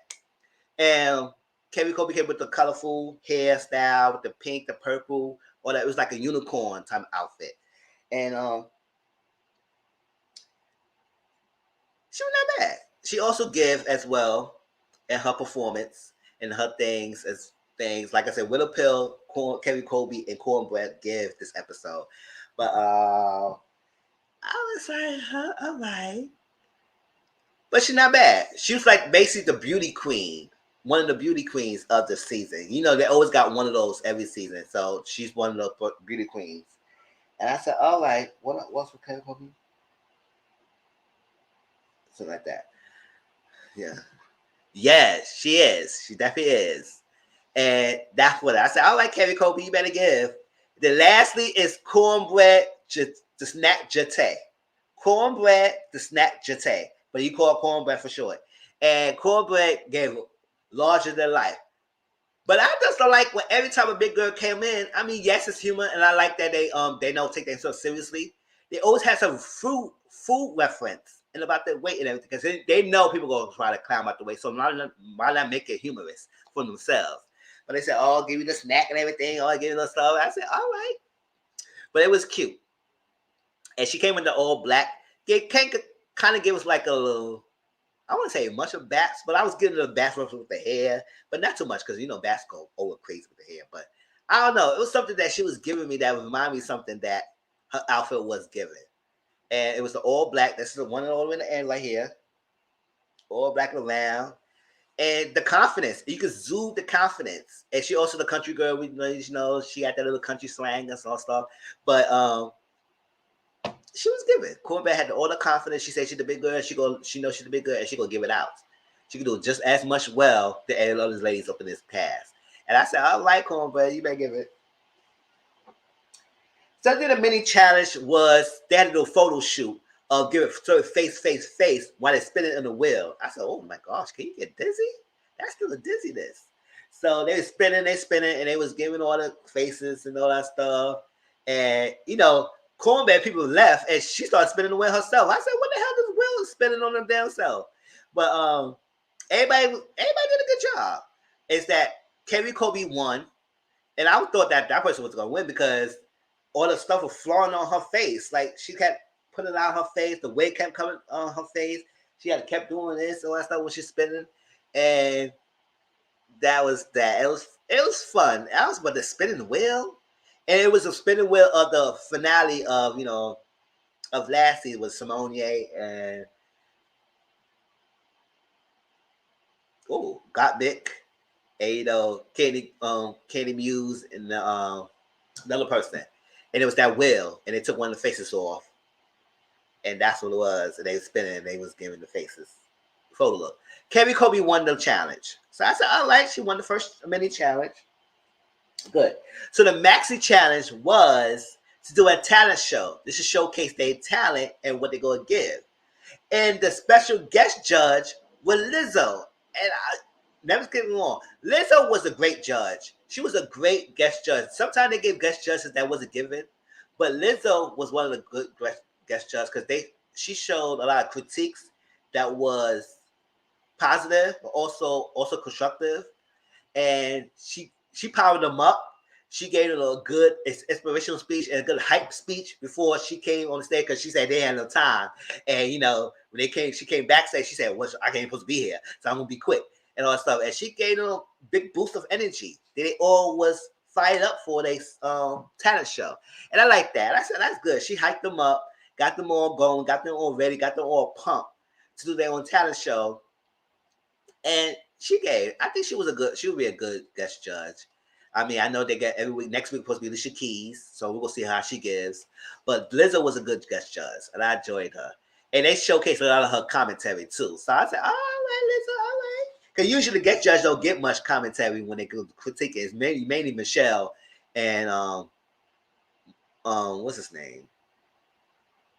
Ross, or sometimes the other one that gives. That's one of the judge.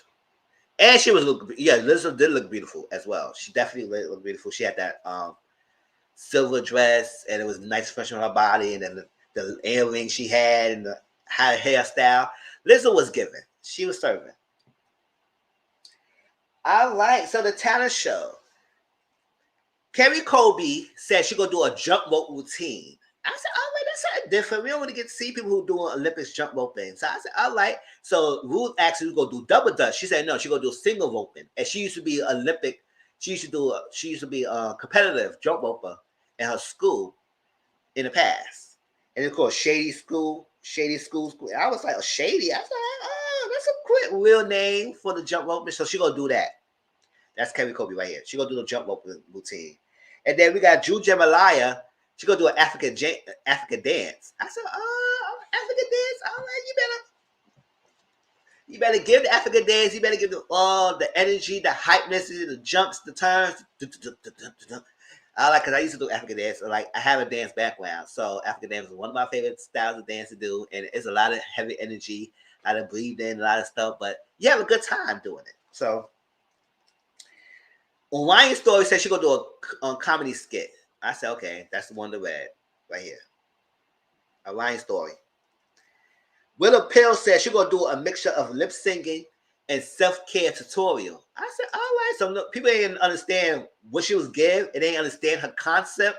But when you saw the show, people were laughing about it. And people said, oh snap, Willa is giving. All right. So that was that. Cornbread said she gonna do original lip syncing of her original song. A lip sync of her original song. I said, okay, that's good. Then Bosco said she gonna do a burlesque routine. I said, I like burlesque. So I said, all right, Bosco, you better get it. That's Bosco right here. A burlesque routine. And then Lisa Hunter said she was gonna do a rock and roll set. Now she told us that she was gonna play the guitar when she do her rock and roll set. So everybody thinking that she gonna actually go kill the guitar. That's not what happened, y'all. But we thought you would give it, and nah, she didn't give it. She did.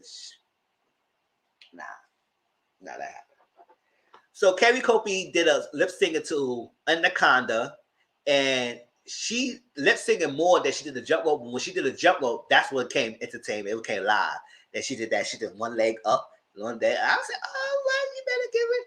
But I wish that she would have probably came out with the jump rope more, or start the jump rope routine earlier than when she gave. But she did a good job with her jump rope routine. June Demirai African dance. It was nice. But the only thing about it, yes, they did critique the outfit and how it was not put together well. The handbag kept coming in her face, all that stuff. So, and then the background, I don't know what the hell that was, but she was trying to give like the bushy feel, but I guess it didn't correlate well with what she wanted to give. But it was okay. But at the same time, it was some flaws to it. Orion Story comedy skit, nah. Orion Story, I wasn't feeling it. That comedy skit, like, and then she said she understand that she didn't really put effort and prepare for the skit that she needed to prepare for, because she put it off. There was a lot going on, so she just did it at the last minute, and that's that off the top of her head. And you could tell that she didn't really prepare for that routine that well, because it was like she was supposed to be like a instructor, a workout instructor, and try to say things. She had some laughing moments, but I said, okay, what else? It's like it was dry. It really give. So I said, oh, Orion Story, that was not much.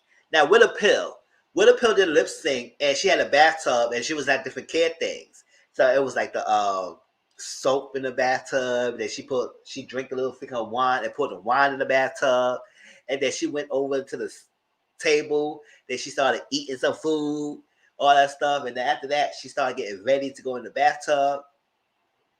And then we get in the bathtub.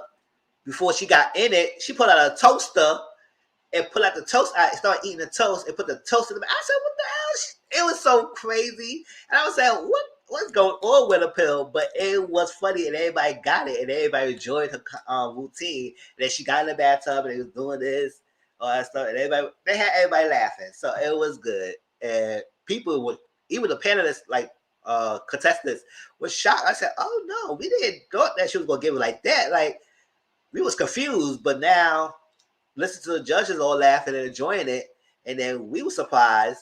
I said, "Okay, Willow, you just put a wool in our eyes and just showed out." Cornbread, okay, all right. Cornbread did a lip sync to an original song. Cornbread came out, baby, and was giving. She was it was the song, and she was bouncing, she was twerking, she was giving all that stuff. I said, "I like Cornbread to an original song." Like I didn't get every word that she was saying, but the words was saying something, and I enjoyed it. And she had the bag, and she gave it, and then at one point she was eating, she ate the chicken chain, and she was shaking. And I was like, I like Cornbread, but people were enjoying it. Everybody was liking Cornbread, and how Cornbread was giving the performance, and love it. Bosco did a freaking burlesque thing, and it was nice that she had like a nice little gown dress. That's what I say. Sometimes it's hard to visualize things when you got to see it yourself. That's how I would tell people to try to watch it. And but she had like a little dress on, like a rose kind of dress, the black, and then the rose thing. And then while she was doing a dance scene, she put out the thing, uh, and then when she was walking down, she was putting out the rose petal off her dress. It was that and everything. And after that, she put out her dress down, and it was cute. And then after a while, she turned around. There was a rose sticking out her panties. I said, all right, go ahead, Bosco. That was cute. And then Lisa Hunter, she did a lip sync basically. She did a lip sync throughout the thing, and then the guitar they had no strings on it, and she just basically played a guitar with nothing attached to it. So it was like it was a prop, and then she actually played the guitar. I said, "Oh no, you didn't. No, you didn't. You got us all thinking that it was gonna be a freaking actual guitar playing, and you didn't play none of that." So the category is signature show-stopping drag. And yes, I'm sorry that I was trying to put the picture up, but you couldn't really clearly see everybody drag clearly like this. So I didn't put the picture up. But a lot of ladies did a good job. Like I like Carrie Colby. She came out with this fur on with the lid with the lion thing stuck to it. I said the real lion face, all that stuff. And then under it, she had like an outfit that had K, K, K, K, all that stuff on it. But it was attached of K's. And then Cornbread came with her little Lizzo Aspire outfit, kind of mimic Lizzo outfit as well. But she had the boy head, she had the thing over her head, and the Lizzo outfit. I said, all right. So you try to inspire Lizzo and try to copy Lizzo, but Cornbread was really like a Lizzo there because she was an inspiration to him. Alliance Story came out with this like a neon green blue outfit. The neon hair going down with the top neon green with the blue skirt on with the neon thighs and the boots.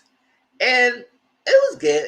It gave, but people didn't really like the neon color and stuff like that. At the same time, based on everything else, she was given. So it was nice. Ooh, excuse me, y'all. Bosco came out with a all black outfit with the horns, titties, and the horn hair, and everything was mainly all black. He just pictured their horns and the horn titties. That's all it was. That's what Bosco did. Orion Story. Damn, what Orion Story outfit was? Oh yes, Orion Story was a red outfit with like 3 titties under it. No, that was Alyssa.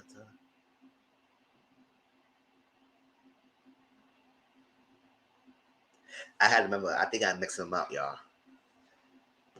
Hold up. I got a picture here.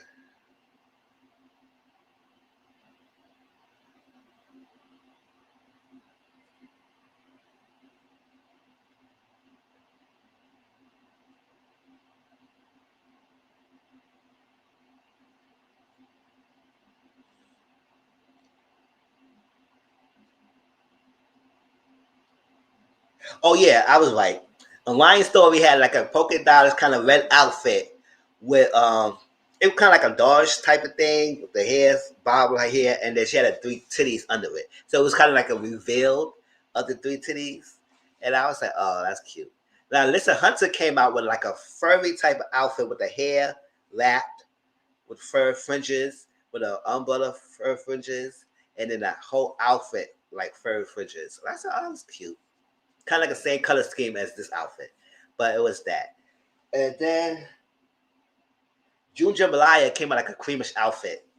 It was on train coming down this way. It was a bodysuit mainly, but at the same time, it was also flaws to the outfit as well. So Wu and Michelle and all that stuff pointed out to some of the stuff that like the stockings was like a hole in one of the stockings, and then the thing was not right. It was not stitched well. I said, oh no, they was tearing down June Jambalaya a little bit. And that's it. So the bottom two came up down to June Jambalaya and A Lion Story. June Jambalaya and A Lion Story. It was the bottom two queens of the week. And after every match challenge, whoever the bottom two got a lip sync for their life. And they lip sync to the Lizzo song called Water. And June Jambalaya won. June Jambalaya won this lip singing. She gave more emotions and passion to it. A Lion Story did an okay job as well, but I think June Jambalaya gave the fierceness to the song and giving emotions and giving all the hand motions and all stuff. So it was nice. It was good. And June Jambalaya won. So the first lady who went home is A Lion Story, and she felt bumped out about that, but at the same time, she understands because she didn't even prepare for a talent show. That's what kind of messed her up. And doesn't look back. She appreciate the opportunity they're given to her, and that's that. So that was Drag Race, y'all. So I wish we could have kept the watch along so y'all could be able to watch it and y'all could be more prepared to talk to me with it. But it is what it is. So, and then we can't always give you pictures and everything because it would be too many picture-fied. So just straight talk about it. But I do try to give pictures of any now and then in my videos, especially when I go to the pre-recorded, so y'all can get to see what some of the ladies are. We'll see how that goes. But that was RuPaul Drag Race Season 14. It was the first 7 ladies. And next week, this Friday, will be the next 7 ladies. So watch it. Please watch it. And the next time we talk about it, we'll talk about it. All right. Any last minute thoughts about Drag Race? Nah, then we're going to move forward into... Let's get to Ready to Love. Yes, Ready to Love, y'all.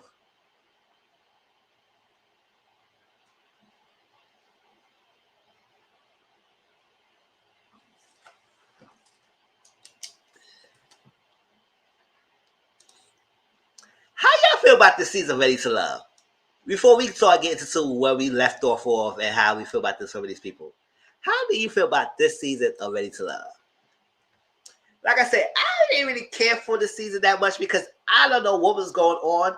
You barely really had good connections of people. And to the end, and even after the end, it still don't feel like it was so great pairing to me. I feel like people just wanted to go to the end, to be picked, and win the competition, whatever it was. But it felt like it was no authentic. And then a lot of people didn't really make connections. People started latching on to like one person and everything. And then if that person get eliminated or that person they want them, they eliminate their own damn selves. So I was like, what's going on? And then some of the parents is like, we really see much great connections. Like, who is really solidifying themselves? And then, like I said, sometimes a lot of dates was not shown.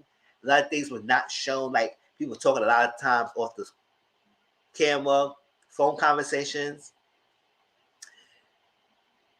It was our phone conversation, a lot of things happening behind the scenes, a lot of dates happening behind the scenes that we didn't get to capture. So it was crazy to understand what was happening unless you get to interview Scoop of the cast members after the episode and you follow up on the persons and what was happening, what was said, what was done, who was there, everything. So just like that Shiloh and Phil's kind of conversation. We're going to talk about that in a minute. But other cast members was there, and we was not privy to that until afterwards. People said, "Yeah, there was other people there." So they saw what happened. That's why I said, oh, really? So they was by themselves, but it still was a capture. So we didn't know. We had to go by what they said, and it was, oh my gosh.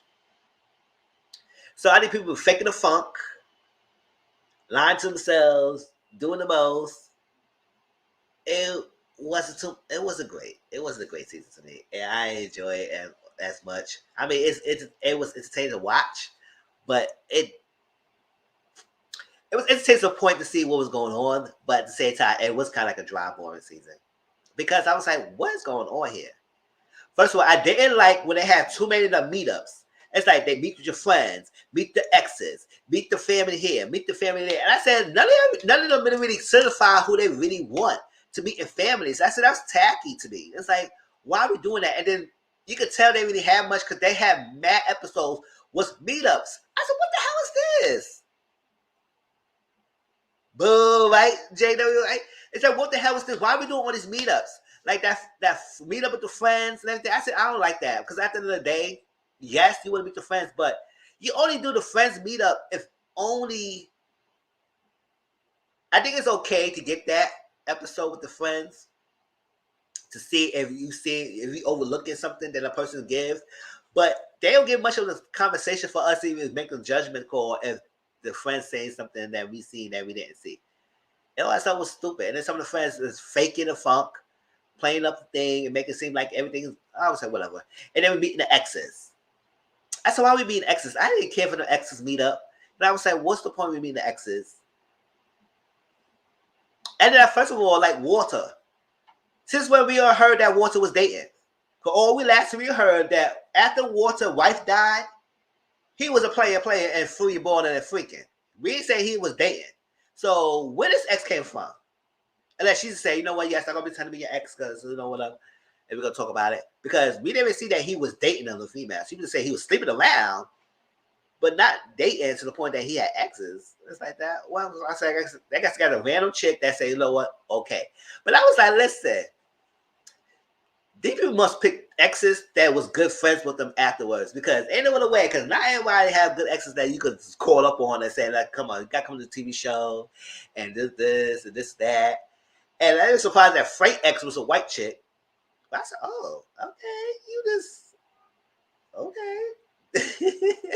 I said, that was kind of different. I mean, are we surprised sometimes? But we don't know. We don't know what type of people they was dating is.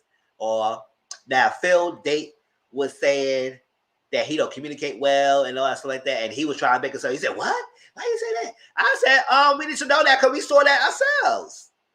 Shoot, so that's a flaw of you. And we need to see that.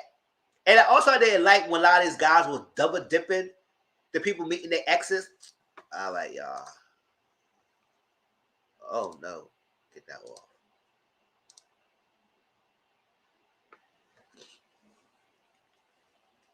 A lot of people double dipping exes like what Tasia and Sydney. No, it wasn't Sydney. It was somebody else. It was Phil.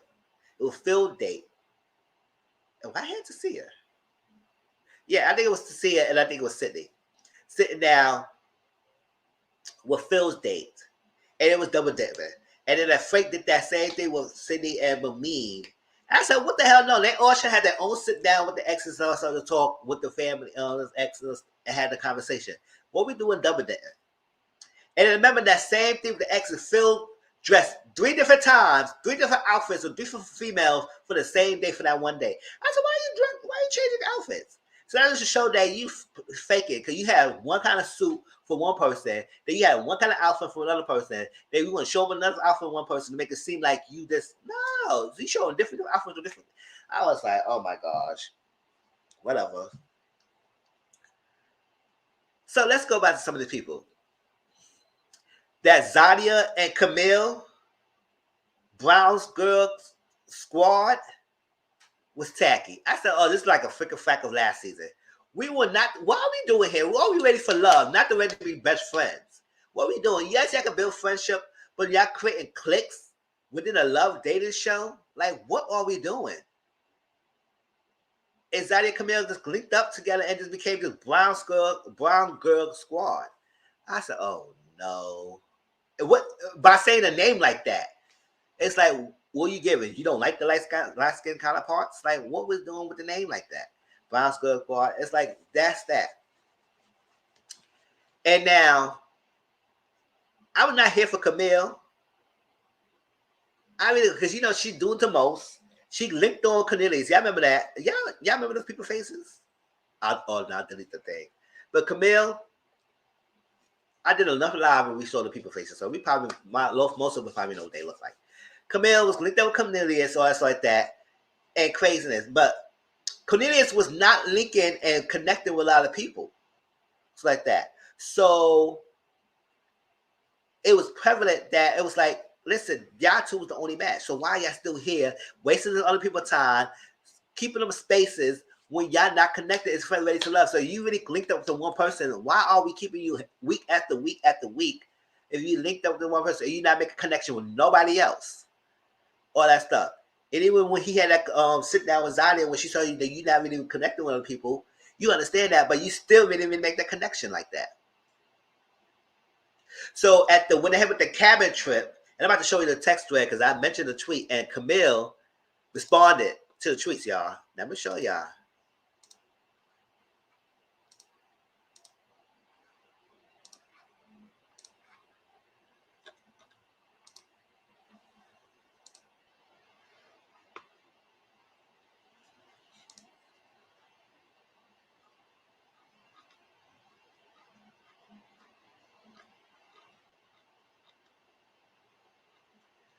Ooh, let me see. I did a lot of tweets. What the hell was tweeting?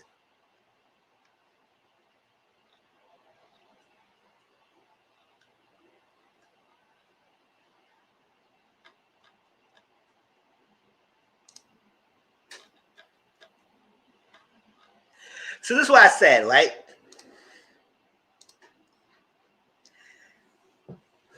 Because at the dinner scene,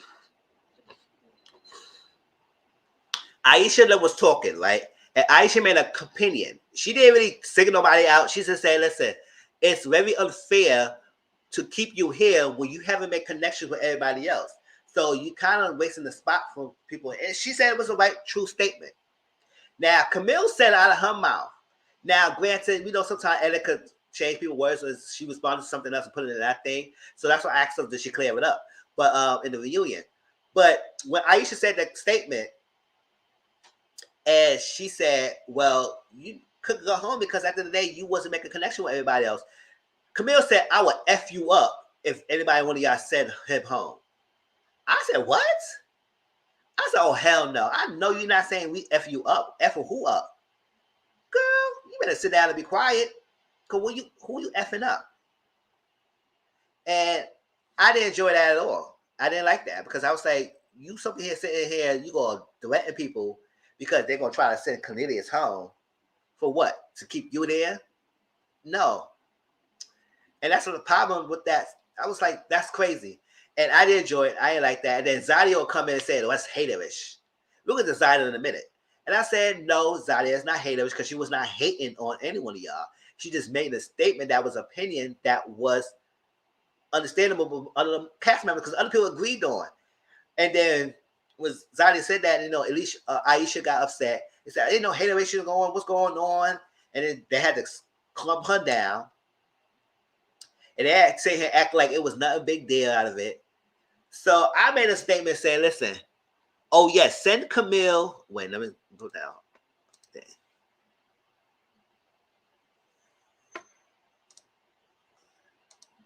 I said, oh, yes, send Camille home. You're going to beat someone up if they put Cornelius on the chopping block. He closed all people that could have made a connection with him. Good threat like that, you should go home. So Camille said, editing fool you too, shaking my head. I said, editing fool who what? You said that statement. Now, granted, she might have said that something for something else, and they posted it there. But when we go by what we see, you said you're going to F somebody up. So that's why I asked you, will you clear this up in the reunion? So she said, will you clear what up? And she said the cabin trip, you at the table when you Aisha Zadia, you made the comment and that you will beat someone up. Was that statement made out of context? She said, you see no one flinch, right? But Zadia said haterish and there was a huge uproar. If someone said that at the table in front of all these folks, there should have been the same, if not a bigger reaction to a physical threat. I'm just saying. Let's see.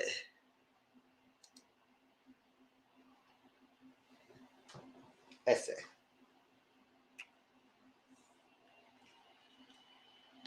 I wouldn't like that either. Now, people could not say nothing and say the confession because a lot of people did not like what Camille said and understand Aisha's frustrations, but they didn't say that at the table. And that's how I wish y'all would have said that because it makes Aisha feel like she was the only one offended by what was said.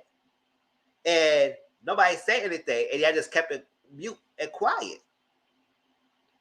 Now, granted, maybe I probably wouldn't say nothing. And I was like, oh, F people up. I said, girl, please. Who you effing? Like, what is this? I was like, child. So then I asked her about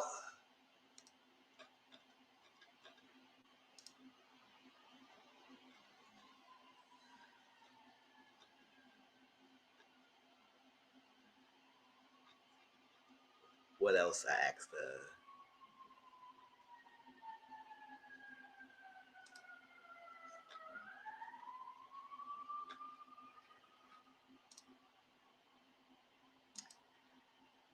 Then I asked her, I said, hope Cornelius and Camille do not end up together. They just like, I don't like that they will be that much great of a match. So Camille came and said that, listen, please don't be fooled by what you see on reality TV, or it's over and yonder here. So basically saying that they are good. And I said, oh, y'all two still dating? She said, yes, we are. I know the viewers hate it, but you can't go by what is presented on TV. It's meant to entertain. I said, girl, we know entertainment is entertainment. We know it's meant to entertain. But girl, they only could show what you give. And we feel like Cornelius was pushover, and I say that. And a lot of us was like, listen, Cornelius, you don't put your foot down as Camille. Like, she doing the most. She's cutting you off with everybody else. You want to make connections, but you haven't made connections because you were so focused on this girl. And yes, you smiling all the damn time, but why are you smiling all the damn time? Put your foot down, like do something, like tell us to shut up, Camille. Like do this, like do something, like that. She gave you a freaking chain, and you didn't say nothing, and then it's like that she supposed to sit down and eliminate you, crying, eliminate you, and then she gonna self-eliminate herself as well with you. So what the hell? Like, gosh. Even I know his face was like, what? But we see them sitting next together on the reunion. So I don't know if he really do like this girl and they really are dating right now or what. But we do know she's a runaway bride. So yes, you could be dating, but when they get to that engagement ring and going down the altar, will she do the same thing she did with the other men? Jilt at the altar. So yes, you could date, do whatever you want, girl. But will you be continuing doing that? But you say it's different with Cornelius. We gotta see. We gotta see. Because you mentioned that throughout the season about you being runaway Jilton's wife, Jilton's runaway bride. And you've been engaged for 3 times, and you left every single one of them. So what making Cornelius different? I said, oh god. And then Zadia, that mean girl Zadia. I said, you talk about Aisha's hating on you. You were the one mainly hating. You was the one mainly hating. Or mainly on Aisha. Because yes, Zadia's bigger connection was Naeem and figure Dante. When they got in a cabin trip and Dante wanted to spend time with you, you was playing him dust for Naeem. So it was his chance to start making a connection with Aisha. It's like that. Yes, I have pictures of the couples who made it to the finale, who made it say yes to all that stuff. So I will show the picture of y'all in a minute. But I'm just talking about the rest of the people. Zadia is like, she closed off Dante. So he thought, so when he found out, and he really like told her like, yes, he made a connection with Aisha because we always been talking on the phone, but he never really got to take her to a date. I said, how come? Y'all were too busy. Can you take her to a date? But whatever. Always had a connection with her and never got on a date. So that's this time at the cabin, he started making the moves on Aisha. The massage, and everything. And I was, it was nice. He was very attentive. He made sure she understand Aisha, and you know that she was upset. He went to see her, try to calm her down. Then he did a massage. I said, "Oh, Aisha was loving that massage because she took her behind up, all cute and everything." I said, you cute that boot up all in the air." I said, "Oh, girl, you was loving it." He took the shirt off, and he was doing the massaging on her. I said, "Oh, that's touching feelings." And that's that. So the minute that he was giving Aisha all the time, now Zadia was all freaking upset. I said, "Girl, spend your time with Naeem. It seems like you and Naeem had a better match anyway." So when Dante was trying to eliminate Zadia, she was doing all the most, getting on it, and then doing all this in his nose. "You show me the different side of you, and how I like it, and how this is this, and this is that." I said, "Girl," because it was the other way around, and he was doing that to you. Oh, it would have been a whole freaking nocturnal disaster. It would have been a disaster if he was doing all this to you. On the nose. You make a fool out of yourself. Whatever. Send you home. Because Zadia went home, Naeem went home. That's how they like. Because when Shiloh said she would continue the process of Tyrone, and you know, with Tyrone, he was really liking Shiloh, and he really felt a connection to Shiloh. That's his only match. I said, "Why you close yourself up with Shiloh?" And then he limited himself. That's what a lot of things. People eliminated themselves. It was too much. And that's that. Now I wanted to talk about the Phil and Shiloh situation, and based on like 3 people viewing right now, so I don't know how people was watching right now and make comments. But the Phil and Shiloh situation, I'm gonna say this: if I'm angry and I want to be touched, just don't touch me. Just don't touch me. I don't want to be touched. Don't lift me up. Don't pick me up. Put me somewhere else. Leave me alone for a little bit and let me be. Now, granted, Shiloh committed herself to Phil. Phil and Shiloh had the most connection. They had the strongest connection in the house. Sydney gave her attention to Phil and showed interest to Phil. Then he started acting funny towards Shiloh. So when Shiloh said she committed herself to him and she chose him and she wanted to know what's his feelings, he never really gave an honest opinion or honest feelings about it. He always gave physical gestures to shut her up, like giving a kiss, this, that, and never really explained himself. And that's what got her upset and frustrating. So I understand why she was frustrated with him, because she's not getting a clear answer. But Shiloh, if he's not giving you, he playing you dust, then that's your answer right there. He's not feeling you like that. He changed up. So that's your answer right there. He changed up on you, girl. So when they had that, when they was in the bar, they was drinking. It was 4 o'clock or something in the morning in the bar. It was about to close down. She was in the car or something. She got upset. He didn't want to give her the answer. And give him the answer. And I said, how come he was so hardcore against giving Shiloh the answer and being clear again with Shiloh, but with Sydney, he's clear as hell and he's explaining himself. And that's the whole thing Shiloh had an issue with you. You was never open honest, but then with Sydney, you was all and honest and explaining yourself real well, and that's all she wanted to say, wanted you to give her. Yes, help me grow, y'all. Please like, comment, subscribe to my channel, and share my videos. Help me grow. It's like, I'm going on it, y'all. And I'm not enjoying me. I'm fun. I'm fun. And you was definitely clear with Sydney, but when it comes to Shiloh, you was paying her dust. And not being open. And not saying what you need to feel. It's like, just tell her, like, listen, I'm feeling Sydney. I don't feel you anymore. That's all you could have gave her. But you was making her believe there was something more by shutting her up, but not saying nothing. And I think this is a pattern that he had, because when it's too difficult to talk about, he will not explain himself, but he was give you a kiss or give you a hug, give you something to make you stop thinking about it. And then when afterwards she started realizing and said, he never really answered my question. So like that. So that was her issue with. And I don't like how people trying to make her seem like she was crazy. Maybe she probably put 20 on 10 of everything was happening, because she felt like he wasn't really giving her the answer that she needed to give. But at the same time, she was upset by getting picked up. And he said he made a judgment call, because it was 4 o'clock in the morning. It was dark outside. She was walking toward an alley, and he made a judgment call, even though he knew that he shouldn't pick her up because he heard her, and put her towards the car. Maybe she probably did that because she wanted him to chase him. It's like, whatever. What her motive? Now, I don't think she put it out there that she made it seem like he was a bad monster, a bad guy, bad dude, or trying to tarnish his character and tarnish his brand or whatever it is. But at the same time, she said what's upset at her. You wasn't being open and honest. You touched her when she didn't want to be touched. And that's that. Now, you understand that. You apologize, but they say you would do it again. Do it again. And that was Sydney sit down with you because Sydney heard the situation. She said, oh, I don't understand. And I hate when people do that.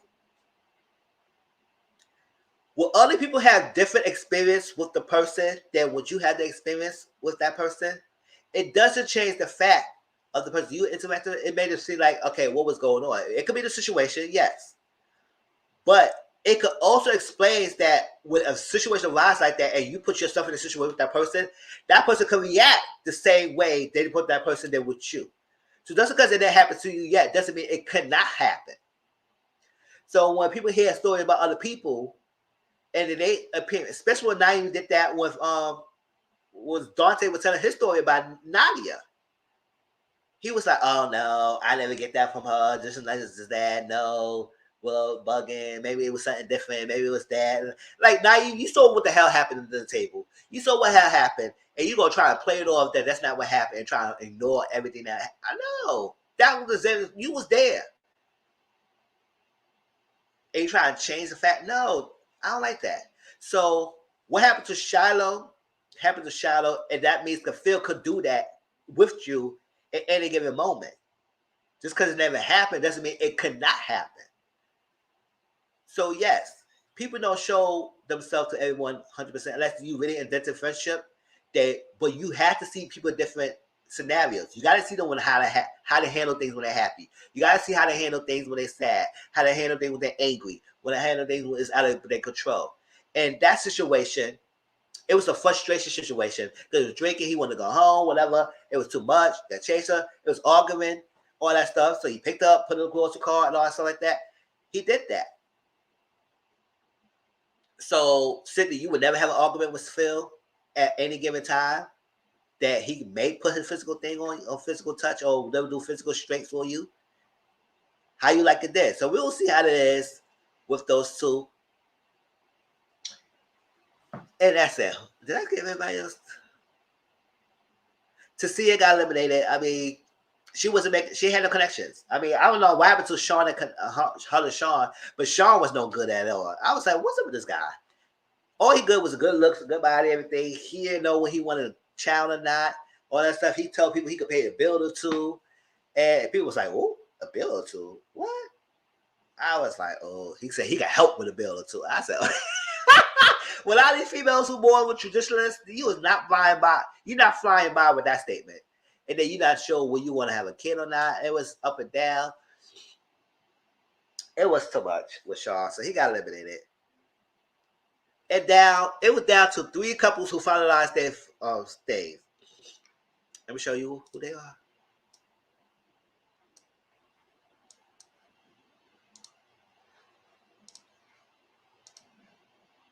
Phil and Sydney. They paired up, they matched each other. And Sydney said he's calm, he's everything. I can enjoy myself with him, I can be myself with him, everything. Yes, she likes Frank, and they compliment each other. What's up with this? What is going on here?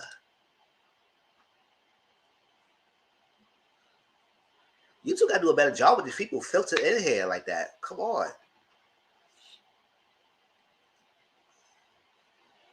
Yeah, Phil and Sydney together. I don't know. Because at the end of the day, with how Phil treated Shiloh, I ain't like that. Because that was your connection to Sydney started to interest you, and you just played her dust. And I don't know. Phil could be a good guy, but at the same time, he does have a fault. His ex said he doesn't communicate well. This is that, and all that. And he was trying to make it fun and laugh. He said, "What? Why are you saying that? Why is that? What? I said, yes, that's who you are. Shoot. Try that.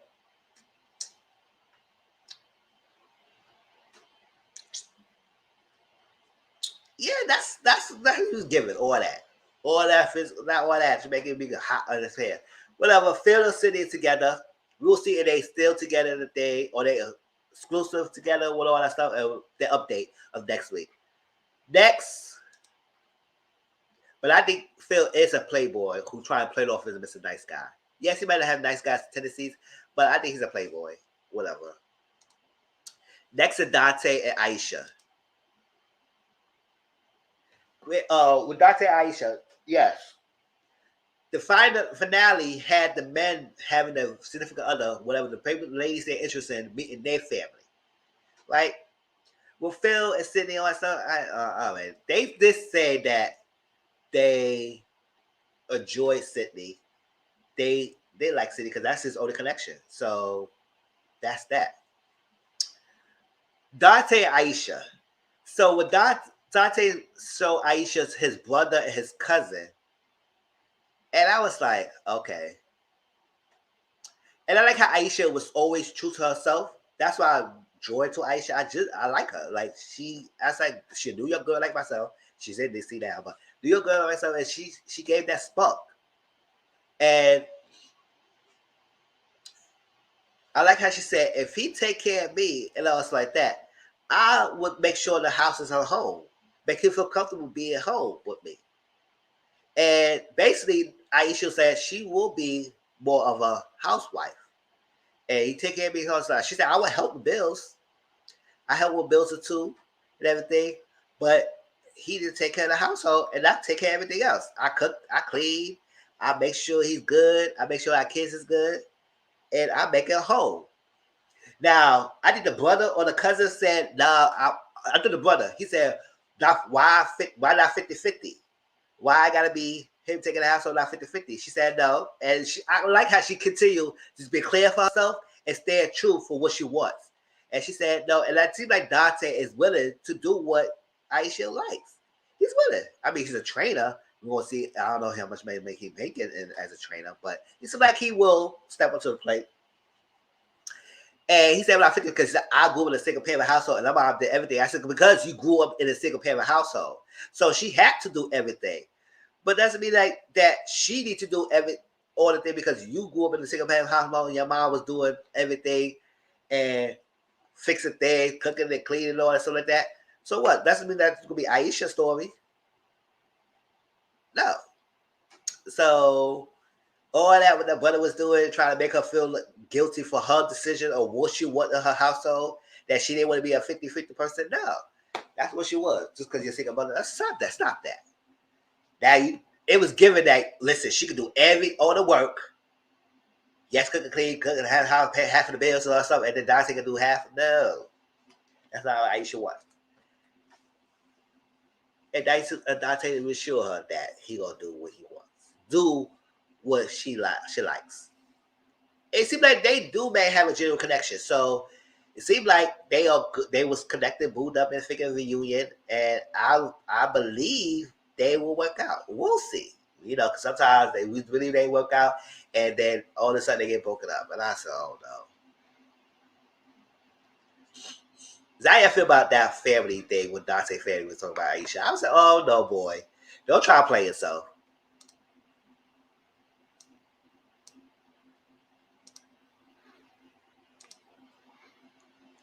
And Mumin and Frank, they was the last couple that say they choose each other. That was a fourth couple. We were meant to get them in a minute. But Frank and Mumin, and they could be a good match. But we'll see. Based on the reunion special, Mumin was crying, and then she was saying that Frank, you didn't keep up your promise. So I don't know what promise he supposed to keep up that he didn't keep up and what he was doing. But whatever. We'll see how that goes. Because it seemed like Frank lied and he delivered his end of his deal. And his cousins was doing the most.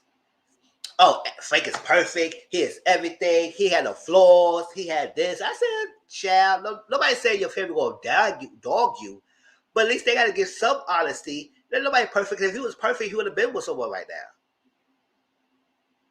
He would not be on the show. Y'all all got some faults. So to sit here and act and play it on the cameras and be a fakish, I said, oh no, cousins, sit down. Oh, this, that, you will get this, you will get that. If that's the case, she would have been crying on the freaking reunion. Whatever.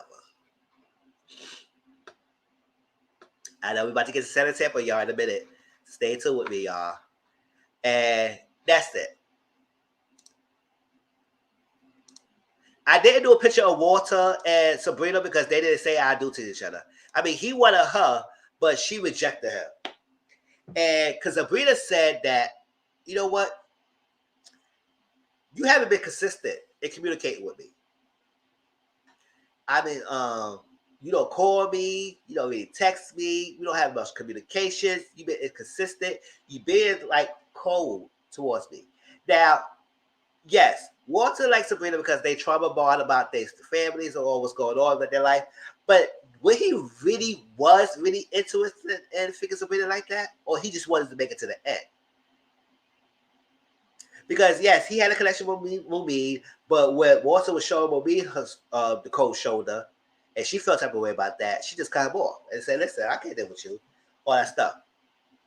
Now, when Sabrina met with Walter's family, they used to say like Walter usually date younger females. So you're the only one who's like close up to his age that he dated. He never really dated somebody older than him or at least close to his age. He always dated younger. And it seemed like the art was not feeling Sabrina like that, whatever the thing, because she was asking the art questions just as much that they're asking her questions. He didn't know what she grew up with. She said in the first episode, and she said it over the times, like you was there. She said she's South Korean and she been in Korea, she Korean, or she born in Korea, and then she moved to these States. And then she got a lot of tattoos on her body representing her country. So how the hell you didn't know where she grew where she was from? Like that was like a straight there. I said, you were not paying attention. And then they mentioned that how he's very affectionate towards women he's dated or is in a relationship with. And Sabrina said, I haven't been getting that from him. I said, oh. I don't know, maybe he didn't think that you wasn't in a relationship yet until you say, yes, you want to be with him. And then he be affectionate. So then he been closed off. But I said, Walter, if you was doing this, was training this kind of qualities and doing this, what made you think she want to be with you? Now, Sabrina could have left go a long time ago. But I guess she wanted to play him in front of the camera and say, listen, I basically let me put my outfit, walk like I'm cute, like I'm like being dominated. Because she did have a nice outfit on. And she looked nice. And everything. She was walking, she was princesses walking, all that stuff. Just to say all that to turn him down. Because he was all smashed and said all stuff. And then when she said the reason why she turned him down, like, you don't communicate, you have been inconsistent, you have been affectionate to me, you wasn't doing this. It's like, oh my God, I'm waiting for your calls, all stuff. Whatever.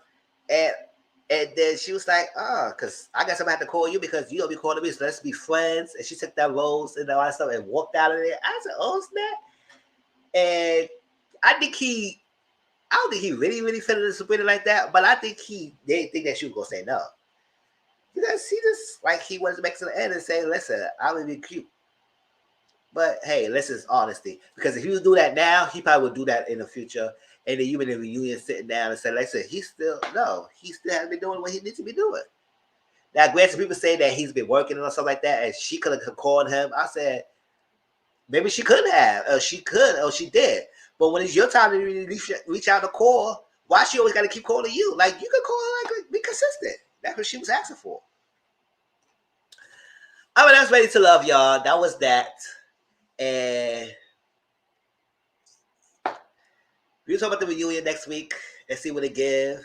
Because I need to know. Because we got to see the updates of the reunion. Now we're going to see who stayed together, who's not together, what happened behind the scenes that make people feel things. We DC, Cornelius and Camille together, sitting down in a chair together. I don't know if they in a relationship. Well, she said they are, but we'll see in the reunion. I want to know if she's going to clear up that freaking, we're going to F you. I will F you up if you send him home. I want to know if she'll clear that up. I don't know what happened between Frank and Monique for making her cry like that. To see her start crying, a lot of people cry. I said, why everybody crying? What the hell's going on here? What the hell happened? It's like, listen. And also, Tommy is not hosting the reunion. So I don't know what happened because Tommy wouldn't be the most makes more sense because he's been in it throughout the whole season. He knows what's going on. So if this lady that is hosting the reunion, if she's like she been watching the show, like is she gonna ask the right questions? Like, what's up? We'll see about that, y'all. All right. Selling Tampa. Yes, I know y'all all be waiting for it. I know it's like, what's going on? I haven't seen nobody making comments lately, so I was like, all right, I guess we were like, they was feeling on Drag Race Ready to Love. Let's go. Let's go to Selling Tampa.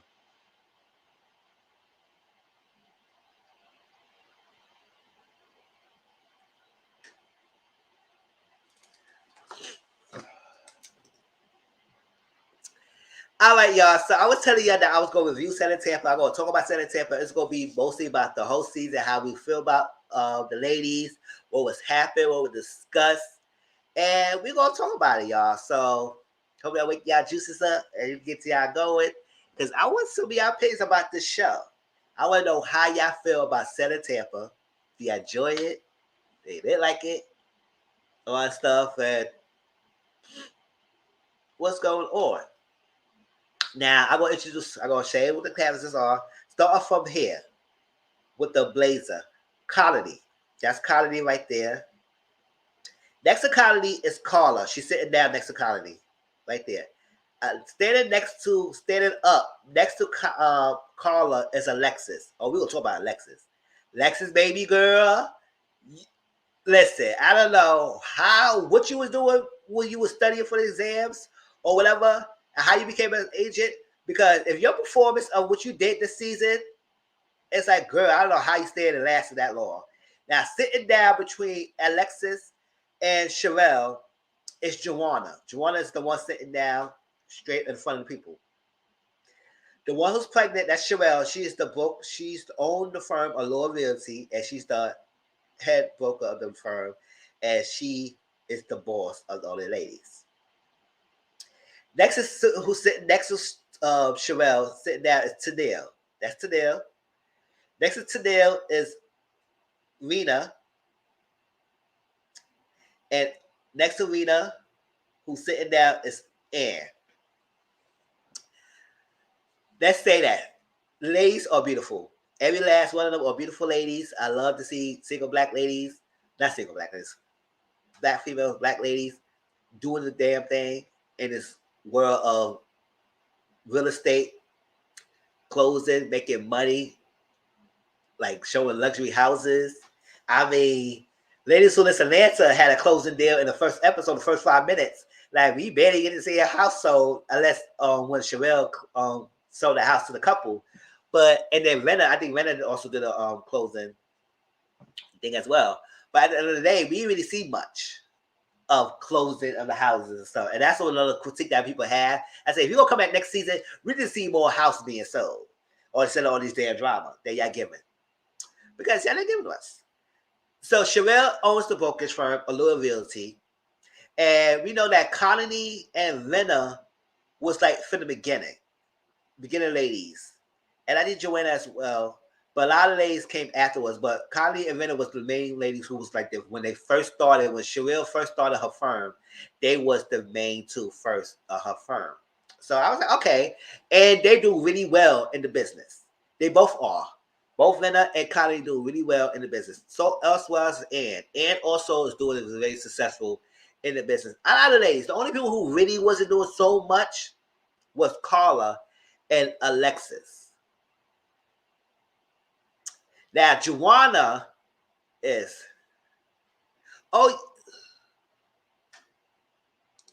January said, with no parts of Tampa was sold. Yes, this house was in Miami.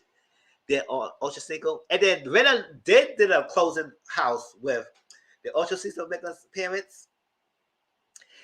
He made it was like a video chat appearance, but he was not actually physically on one of the episodes. It's like when she announced that she was pregnant, And he would start saying, he said, oh, yeah, so excited, I'm going to be there. He said, what you mean? I'm going to be there for the child. He said, oh, and I said, okay, Ultra Single with me. Ultra Single with me. I said, I didn't think that she would be with Ultra Single, especially they haven't been in a relationship for that long, like that, to be pregnant by him. I said, girl, he has a tribe of kids. Oh, whatever. So yeah, Sherelle is the Boca's owner and everything. And Sherelle, like, I don't hate her, but also I don't like how she does her business practice. And we'll get in a minute. I don't like how she does her business practice, because at the end of the day, yes, you're the broker and you're the owner of your firm. But at the same time, you have these ladies working under you. And then if anybody who know business management, who know business 101, your staff is the most important person in your firm, in your business, in your building, whatever. It's your most important, because they're the one who's doing the hard work.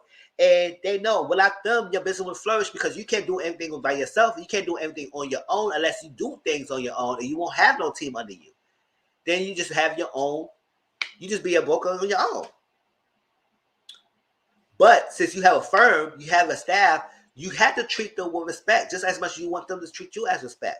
And on this blind loyalty that, oh, why she didn't tell me, why this is this, and like I feel like I failed, and like nobody gonna be under you all of a sudden in their lives. Like, they probably want to be brokers themselves. They want to have their own firms. Like, they have dreams. Yes, they start over with you, but for you to act like nobody can do nothing else and just only work for you, I didn't like that. I was tacky. And that's why I like Rena, because Rena spoke up. And she said we have to say, because at the end of the day, you're not going to try to do this and try to act like, oh, you don't care. It's your number. You can leave. You can go. You can done. I don't have the time to talk to y'all. After you say you want people to have feedback, when they gave a feedback, you don't like it. I said, whatever.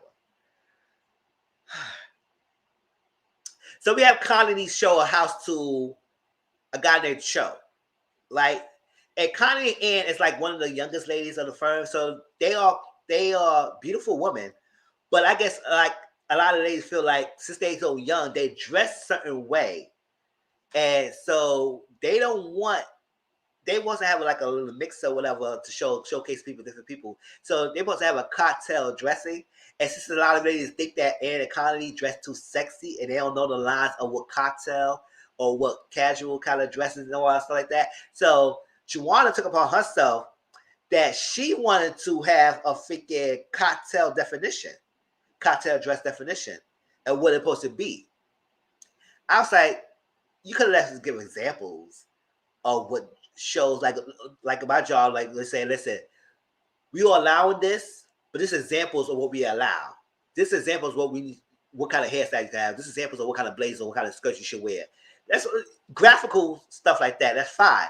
But you sit there and act like we are little 5 years old children sitting and reading a whole definition of us.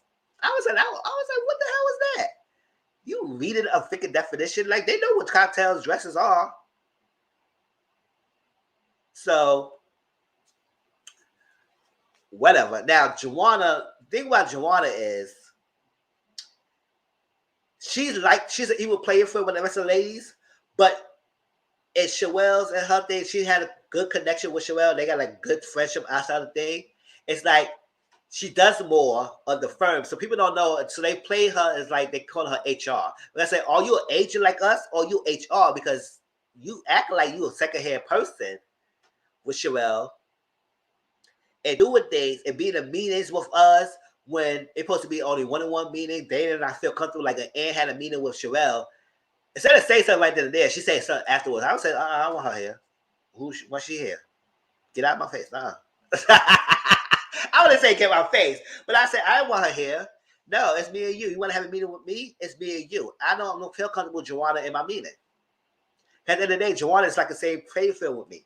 So if she's going to be an agent or she's going to be an HR, like, what is it? Like, she can't be doing both and trying to play for things. So that because of that, she don't really have a good relationship with a lot of the ladies, Joanna, because she's under Sherelle behind. And they feel like she's kissing up. But then again, we find out that Joanna does more things than what she does. And that's fine and everything.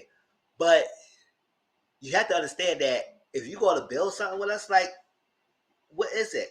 And Sherelle never really established what her role is in the thing until towards the end, when she gave us the position because she might be going to Miami and she'll have Joanna runs this office. And I said, that made Colony upset. But we're going to talk about that in a minute because Colony, girl, you was kissing ass real well. But, so that's that. I know I'm jumping around, but I'm going to give little things. Now, the whole major thing happened when the view was showing, and they showed the cast photo. The cast photo had all the ladies but Rena right here. So imagine I had this photo and with her in it when she's part of the cast. How will you feel as an agent going to a group firm meeting a greet for a house and you is not in the picture? And I feel the type of way about that too, because I was saying, listen, what the hell? Now, granted, she probably put forefront and talking about it for everybody else. Maybe yes, I understand. Maybe she talked about it and made everybody aware of it. But at the same time, how are you going to chase commission split and you crop me off the freaking picture like that anyway?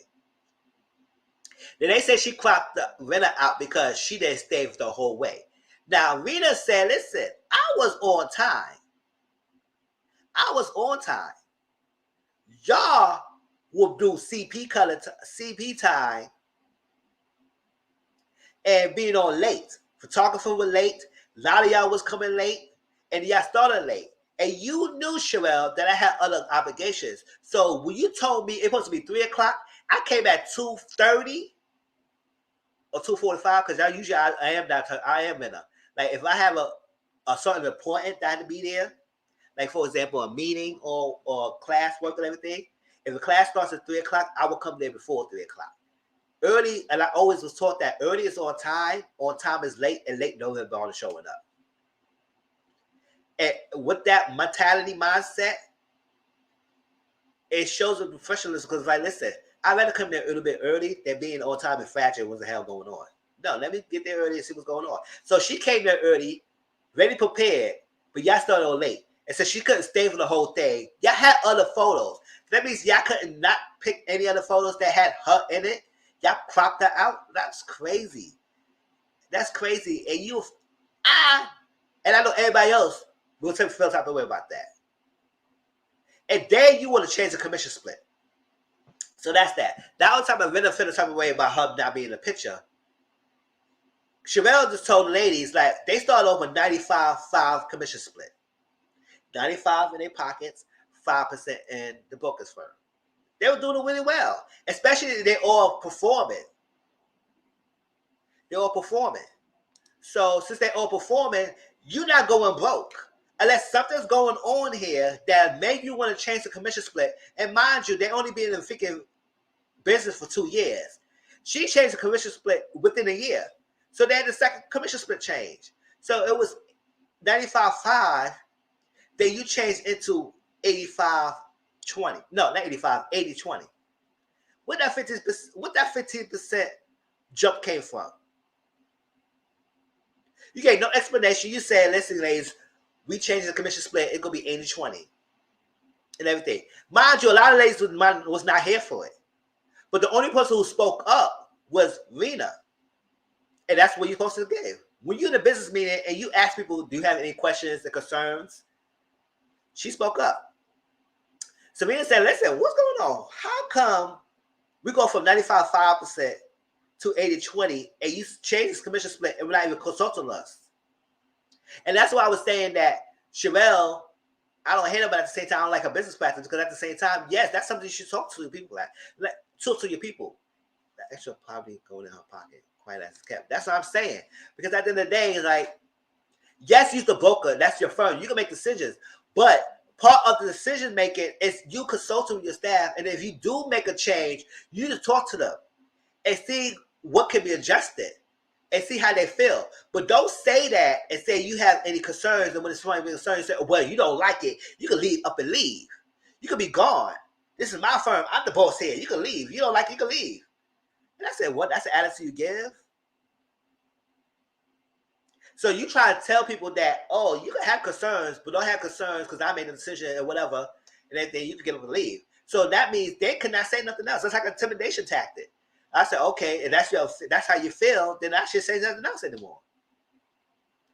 And then that would cause contention between the group and discontent that will make people want to leave your firm. And so because of that, Rena was going behind her back. Not behind her back, she was doing her career. Because at the end of the day, y'all all agents. I know some of them want to be brokers themselves. Now, broker to agent is not really different. It's like the broker had more license and had more opportunities to do more things than an agent does. And then an agent, you can't really sell apartments or sell houses or rent apartments and sell houses without your license being under a brokerage firm. So having a broker license, you will have the opportunity to own a firm that have people under you, and you have a brokerage firm holding your license as the agent. But a broker could do the same thing as an agent does, is that they have more opportunities to do things, and they don't have to have a firm. So that's the difference. I said, oh, well, yeah, educating us. I got more of that definition from freaking Atlanta. Ladies who list. But then again, I did have a real estate license in the past. I mean, I didn't go for it. I didn't really be successful in that because I didn't really care for it that much. I did it to have it, but then again, I said I didn't even care. I didn't like it that much. So to change that split, so what's going on here? I got like more of these people in this live than anything else live. Like, what's going on? All right, so because of that, Rena was like, no, she didn't do that because she was already on the process and she already got her broker's license. She got her broker's license. And now because you as Sherelle boss want to issue on me and saying that, listen, if you don't like what I did, you could get out and leave. I said, okay, well, a statement like that will make her want to get up and leave. I don't know where they're coming from. This is like a lot more now than before. None of my life would never had this happening. So Colony, like I say, Colony does have the flirtatious kind of spirit to her. Like, I don't think, do y'all think that Colony date her clients? Because some of her clients wasn't good looking. I ain't gonna front. Some clients, like especially that first one, I said I wouldn't have been opposed to dating him. It's like, especially if we closed already, shoot. But then again, you gotta be professional. And she said she does go on dinners, so sometimes dinners to close, dinners and talk about other things. But I was like, okay. And I don't think she dressed too sexy and provocative. Shit, that's what I'm saying. Like, listen, if I already got you a house and you ain't got the house and you're not my client anymore, yes, you would have the relationship. Like, no, once you close the house, you're done.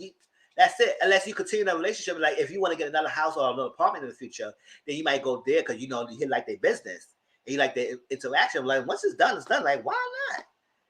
Might not date them while you in the process of closing the house, but probably afterwards, shoot. Chad, that show had a fine as hell, man. Nice for the what do you call Cameroon or something like that. I don't want to say the wrong thing. He was from the islands, that was stuff, and Ed was talking French to him, and they was talking French. I was like, oh snap, Haitian. I was like, oh snap. And Connie was like, ooh, what's going on here? So I was like, that. I asked that because it lays on what Tennille made a comment towards her. She think that Tennille thinks that Connie made her clients and taking her home with them. All that stuff like that. And that goes to shade. I was like, oh, Tennille. Why didn't you say that? So, Rena's getting her broker's license. And so she sat down and talked to Connie and Ann about this. Now, my thing is, Rena, you shouldn't say nothing. I don't think you should have said nothing because at the end of the day, especially if you're not solidified in your decision of whether you're going to actually leave, I would have kept quiet on my decision until I put the steps in motion. Like if I have an office already and I was getting my firm up and running, then I would talk to Sherelle about that.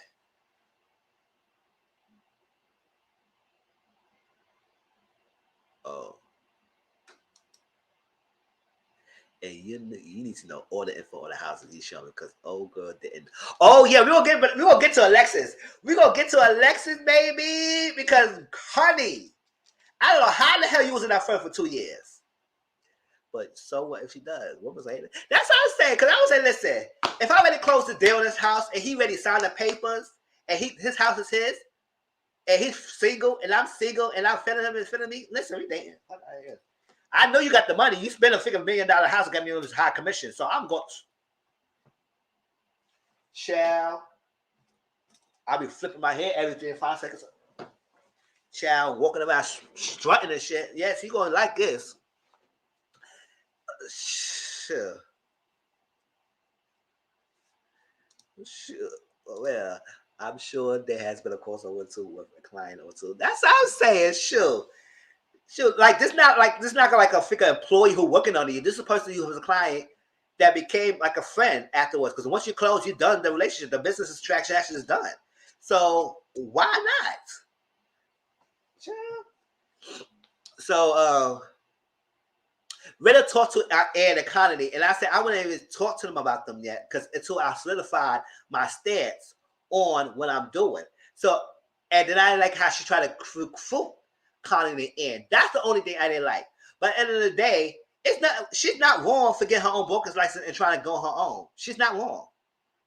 So all that Sherelle was acting like, oh, I failed because I felt like I failed you because I didn't know you was getting a broker's license. So why she used to tell you on your moves? She didn't tell you that. Now she was leaving and get her own firm. Eventually she wanted to tell you, but she don't have to consult with you to get the license. She got the license, and you think she gonna work with you under you for the rest of her life after you just did that commission split and you ish on the ladies like that? Hell no. That just shows that you don't care. So. And yes, granted that Rita kept telling her, she said, yeah, maybe I should have said it a different way. Maybe I should have consulted y'all. Maybe I should have not stayed like that. Maybe I should have just brushed y'all off. Yes, because now you feel dritty because one of your best agents is probably leaving you. So, no, I wouldn't say nothing to Anna Connolly. Now, when Connolly said her piece, she said she being loyal. She said, oh, it's like you being disloyal. I said, how? How? Y'all all are working as agents. Eventually, y'all want to do more. Like, granted, not everybody meant to be a boss. Not everybody wants to be a boss. Yeah, granted, I want to be a manager of the building, so that's what I'm working on getting thing. But at the same time, I have someone higher up me who will be supervising me. But I would like to run a building, to have employees under me and stuff like that, because I think I have the skills like that, and I'm more enjoyable doing that. But there are some people who just don't mind just working as agents, who just want to mind just being an employee. Because they don't want to do with the extra management and extra headache.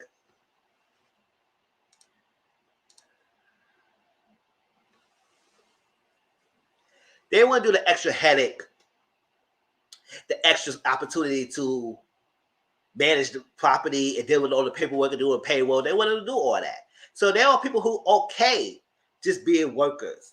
But there are people who not okay just being workers all their life. They want to do more. They want to have their own business. And that's what Rena is having that opportunity. So she wants that. So not everybody gonna want to be a blind loyalty. And when you blind loyal to someone, especially when you don't own your own practice, they can let you go at any minute. What about you fell off Connie, even though Connie is one of the best performers? What about if she fell off or Sherelle said, I don't like you anymore, or whatever reason, because they're not like a employee wage contract. That's an independent contractors, real estate agents. So what about she say, I can release you from my agent in my firm, and I don't want you as a firm agent in my firm. You can't do nothing about that. So she can let you go any minute. Any one of y'all ladies could be let go. Any one of y'all could be let go. You find out Alexa got let go. So any one of y'all could be let go. So that blind loyalty to someone, yes, you cool, and yes, you've been there from the beginning. But all that being sneaky, of throwing air on the bus, trying to be that kiss behind person for Sherelle, just for you not to get the position that you wanted, you were doing the most in economy. You were doing the most. And I think all that stuff you was doing and trying to make Sherelle pick you at the end. And that didn't happen. So when Ann said, Ann understands Linda, and she was like, listen, it's like I'm not being disloyal. It's like I understand that, and maybe eventually I might want to branch out myself. So Connie and Ann, who supposed to be the good friends to each other, had different viewpoints of this. And because of that, when Sherelle found out, Rena told Sherelle what's happening. And then she talked about it, and then Connie said nothing. Because Connie said something to Sherelle, like as a prop minute to say something to Sherelle. So because she said something about it. And then I think Renna saw that she's talking to her, so maybe she said, let me say something with that, because I think she said something, whatever. And then she said her thing. And then when Renna said her piece, Sherelle went back to talk to Ann Economy and say, what happened? And that's what they said what was going on. She was trying to recruit them. And I said, yes, that is wrong. I really think they should have recruited the girls. But at the same time, I don't think it was wrong for her to say it was peaceful. But that's what I said. I wish she would have not say nothing at all.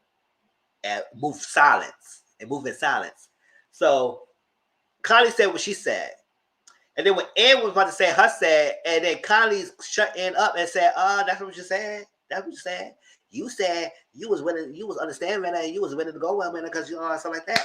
And Sherelle said, what? And now Ann was upset because Connie threw her under the bus. And I feel type of way about the guy. So at the end of the day, even if we disagree on that subject, I would not throw my friend under the bus in front of the boss like that. Hell no. I would say my piece behind the scenes with me and her talking together. But what was the point of you throwing Ann in the bus like that? What was the point of that?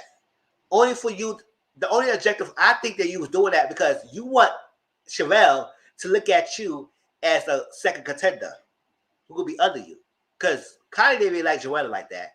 And she feels some way about Joanna being second in command.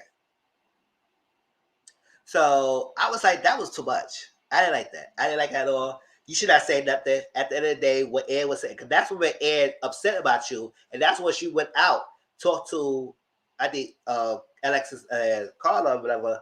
And they felt some attention about what's going on between y'all two. They said, what's going on here? And she would cut it off. And then Ann is one apologizing and all that stuff. And I said, Kylie, you act like, girl, I like that how she tried grabbing on your feet when you were the one who threw her in the bus. I said, child, good. I said, I would have cussed her out, will, left, and right, across the front, east and west, north and south, 1 and 2, A to Z.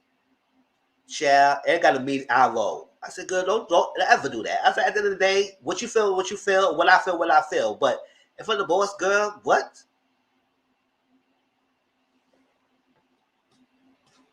See, I mean, a kiss me, pick me kind of girl. Girl, that's what you was giving. You were giving very much pick me. So, I ain't like that at all. Alexis, baby. Now, Carla, so Carla and Alexis was the lowest performance of the group. So, Sherelle was telling Carla, so listen, you got to step up. Step your P game up. Because, girl, you're not doing well. And Alexis as well. If y'all not doing well, y'all might get the boot. So, that was a wake-up call. So, Sherelle gave Carla a deal. But Carla was doing what? Messing with the deal. I said, girl, what the hell are you doing? Huh? And also, Ann, y'all, Ann as well. I said, let's get to Ann before we get to Alexis. Let's get to Ann before we get to Alexis and Carla. Ann, girl, yes, you are a good performer. But ain't no way we're going to treat you or going to take you seriously if you're going to take a $9 million listing and accept a $3 million offer. Girl, that's a slap in your face. And somebody should have decked you in the face for doing that. Hell, that's like getting a freaking go to a freaking 5-star restaurant expecting a freaking $5 meals. Hell to the no. 5-star restaurant, the price is gonna be $30 or more. If I take you to this restaurant, your money gonna be up. Don't be coming in with no $20 and think you're gonna eat in a $5 restaurant. Hell to the no, you ain't gonna get nothing there. Child, so no. So, and I said, that's real estate 101. A luxury housing, you don't go nowhere more than half of the freaking listing prices. And I'm not a real estate agent like that, and I would know that was a bad deal. How the hell you go for $9 million and only accept a $3 million offer and bring to the firm and think that was okay?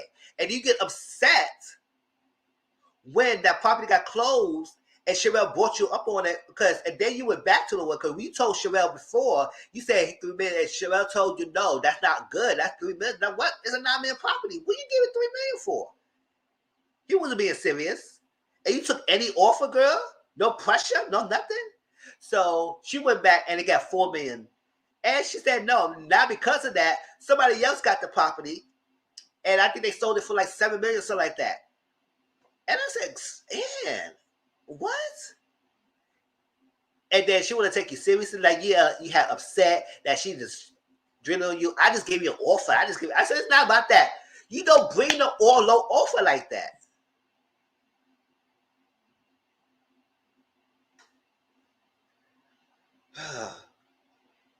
The only thing I was here for Ann for was she didn't like that. She had to be there in front of Sherelle with Joanna. And she told you, Sherelle that. Sherelle said, you know what? Yes, I understand you. Yes, she won't be coming in. In the future, that's fine. But yes, and you messed up with that offer. I said, girl, I know what you're giving, but if this is what you're going to give in the future, we don't need you either. Child, don't be bringing no freaking low offer like that for a $9 million property. You going to give us $3 million? Girl, sure, you must know what a commission. Sure, that's why Miss Sherelle put that 80-20. She's like, oh, girls are trying to play me with this much money. Give me low offers. Maybe Ann was the one probably that she changed to 80-20. Probably Ann for. But so Sherelle gave Carla a deal. And Carla was doing her Spanish and speaking all that stuff like that. She was like all that stuff like that, and she lost stuff. And she wasn't really bringing my clients was going on. I said, what's going on, Carla? But Carla did step up a little bit when that second open house, so maybe that's what she didn't let go. But Alexis, baby, let's get to Alexis. So Tennille and Alexis, I guess Sherelle bought Tennille, put Alexis under Tennille so she could learn more from Tennille. And like I said, all the ladies do a little performing stuff for Carla and Alexis. And Carla stepped up a little bit, but Alexis was no good. So Tennille had a client named Ben, right? Not the Spanish Mizzle, yes. Yes. And Tennille had a client named Ben. I said, okay, look at Ben. Like, Ben was not bad looking, but he wasn't great looking, but he wasn't bad looking. He was nice looking for me with the money, all that stuff like that. I said, ooh, he got money coming in. Like, hey, Ben, what's going on? So he came in. Tennille told Alexis the client's name. Me and my client named Ben. He came and introduced himself. She said, oh, what's your name again? I said, oh, girl. It's Ben. Tennille looking at that girl was like, I know Tennille would have smacked the girl. It's like, that's like a finger slap in the face. It's like you make it seem like I didn't tell you his name. So then in the house, that Alexis so hell-bent thinking that the house could sell itself. She kept saying that the house could sell itself, the house could sell itself, the house could sell itself. I said, no, it can't. And I said that in my live on Instagram. Apartment viewing could sell itself. House selling cannot sell itself. An apartment, you don't need to oversell me the apartment because I can see what's everything going on. The only thing I need to know in an apartment is what's the neighborhood is going on. It's the crime rates going on. It's the management, and they're good. They keep the heat on. Like, what's up? That's all I need to know, something like that. But I don't need to know how many bedrooms in the apartment because I can see it myself. In a house, you can't see everything yourself.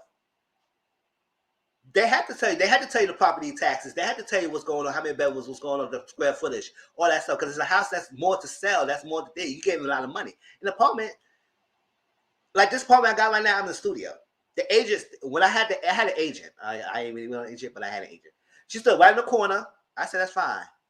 I looked around. I saw everything I need to see. I checked the bathroom. I checked the kitchen. I checked this. I said, the heat was popping and everything. And the heat is still good. I've been here for 4 or 5 years now, and the heat is still good. All that stuff. I checked everything. The apartment looked nice. It looked like they kept the apartment clean. The building was nice inside. Like, it was only like 11 apartments in the building. It was small. I was like, studio spacious. She was on her phone tweeting and texting. I had no arguments with it because at the end of the day, I don't need you to oversell me. I did have some questions and she answered the questions. I didn't like, no oversell me in the apartment because at the end of the day, you're doing too much. Now you're trying to make me seem like something going on in the apartment, you're overselling me. But if it was a house, no, you need to know what's going on because I need to ask you bad questions. If I spend all this damn money for this house. So she keeps saying the house is speaking itself, the house is speaking itself, the house is speaking itself. It's like, I said, girl. And then she was acting like a freaking mean puppet. Everything Tennille said, she repeated. Oh, it's a hardwood floor. Well, it's hardwood floor. It is a modern day house. It's a modern day house. Like, It's six bedrooms and 5 bathrooms. It's 6 bedrooms and 5 bathrooms. I said, girl, are you a parent? Like, say something different. What else is going on? Like, if I talk about hardwood floors, mention the ceilings. If I talk about the counter, mention the refrigerator appliances. If I talk about the bedrooms, mention the freaking backyard. Like, why are you repeating everything I'm saying? This is see-through glass windows. This is see-through glass windows. I said, girl, did you know what the hell? Did you research the house yourself? Like, she kept repeating everything. So, Tennille had to go out of town. So Ben had to look at another property, and she left Alexis in charge. Because Alexis said she had a problem with Tennille before, because she said Alexis was bringing Tennille some clients, but she wasn't getting paid. I said, oh, that's true. I said, that's messed up, Tennille. But now I would realize that's why she wasn't paying you, because you wasn't doing much, girl. What the hell? So Alexis had Ben over. Ben was at the house. Alexis was showing things. She's and I speak to herself and what's going on, hey, what's going to see this, see y'all on the thing, all that stuff. He asked her how many bedrooms in this place. That's house 101. You need to, if you don't know anything else, you have to at least know the bedrooms and the bathrooms of a house. He said, how many bedrooms and the bathrooms in this place? She said, well, it's like, wait, it's 10 bedrooms and 8 baths. No, it's 8 bedrooms and 6 bathrooms. No, it's 7 bathrooms and 7. I don't know. It might be 6, 7, 8 bathrooms and 6, 7, 8 bedrooms. I said, girl, how you didn't know that? So he looking at her like, what's going on? They walking around the house.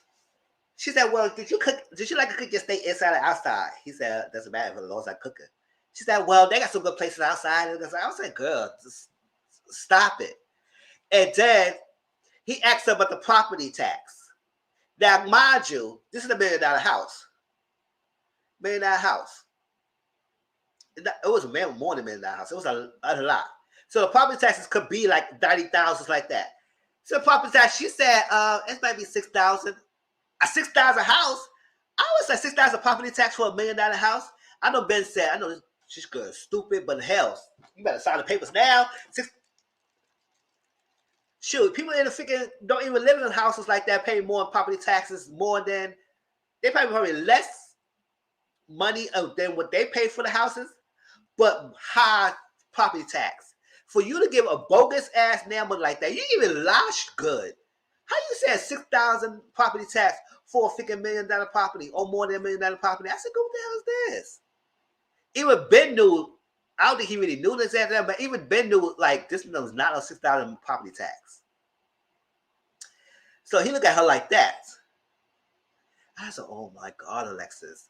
Like, you didn't know that. Now, that right there, what she didn't know the bedrooms, that's stupid. She was saying the stupid stuff or whatever. The steak comment or how you like to cook your steak, we like to cook your steak, that's stupid. But the property tax, girl, you didn't do your research on the property tax on the house. That's one of the questions that's one of the most questions that's asked of the day. And you gonna say 6,000? I said, where that at? Let me sign the papers then. Shoot, 6,000. This big ass house is only 6,000 property tax? Hell, so no. So you know that's stupid. And then you know what got me laughing, y'all? What got me funny and laughing? Because she said the house is centered around a tree, right? The house is built around this tree. So it's significant. So she made that point that was the significance of the house. So he said, oh yeah, what's the name of the tree? See that the tree of life. I said, girl, go to Lion King. Go to figure Simba and ask him about his answer. Go to figure Mustafa and Nala and Simba and go to Lion King. Because what we're not going to do is say this is a tree of life. The circle, no, we're not doing none of that. The house called the tree of life? Girl. Even Ben was like, I was like, the tree of life? I said, girl, go to Animal Kingdom. Go there. This is not the tree of life. What we doing? That's not the name of the tree, girl. The tree of life? Like, girl, she said a little figure's nice. This is a tree of life. I said, girl, go to Disney Plus and talk. That's the answer you give to over there. But not the answer you give in this figure property. Hell to the no. And he looking at her, he said, no, this is a trash ass agent. He called Tennille, he said, do not have her any one of your properties. the tree. She said the tree of life, and then she was working on the door. She said, "Yeah, this door is heavy. I gotta work on this door. This door, yeah, I gotta push this door. This door, I get heavy. You know, it's a heavy door. I gotta do this. This is the door. This is the door. I can still door. This is the." I said, "Girl, stop saying door. Like we got it. Like push the door." And then the tree of life. I was like, "Oh, Lexus, girl, Lexus." Yeah, she said, "This is a tree of life."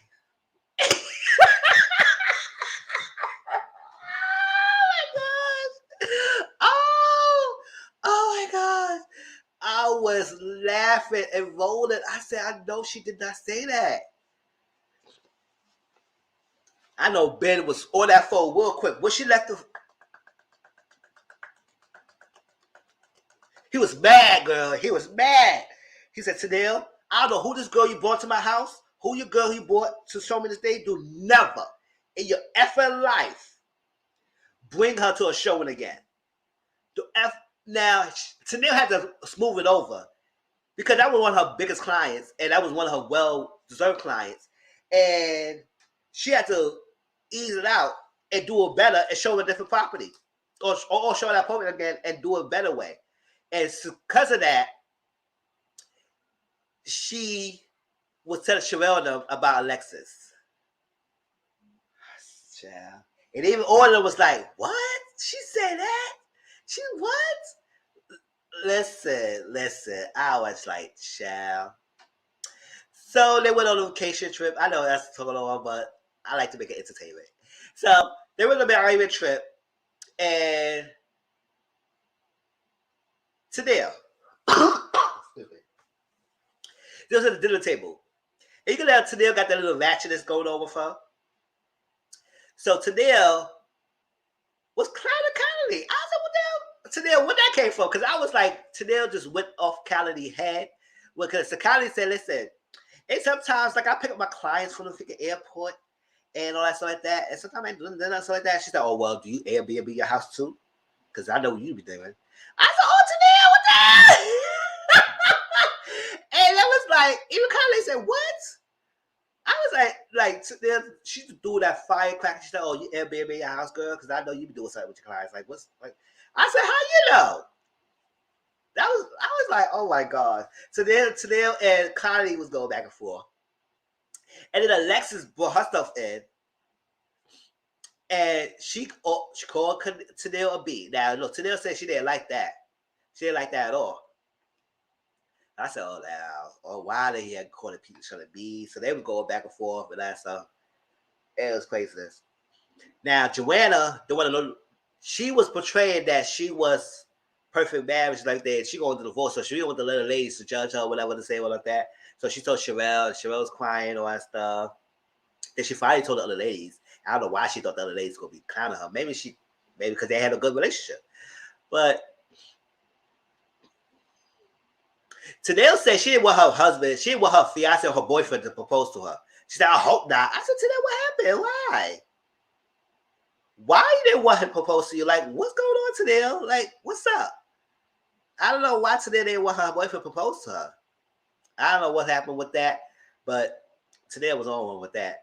And they all was quiet. It was all day. They had that Beyonce Inspire party. I said a lot of it was tacky as hell, but they did what they can.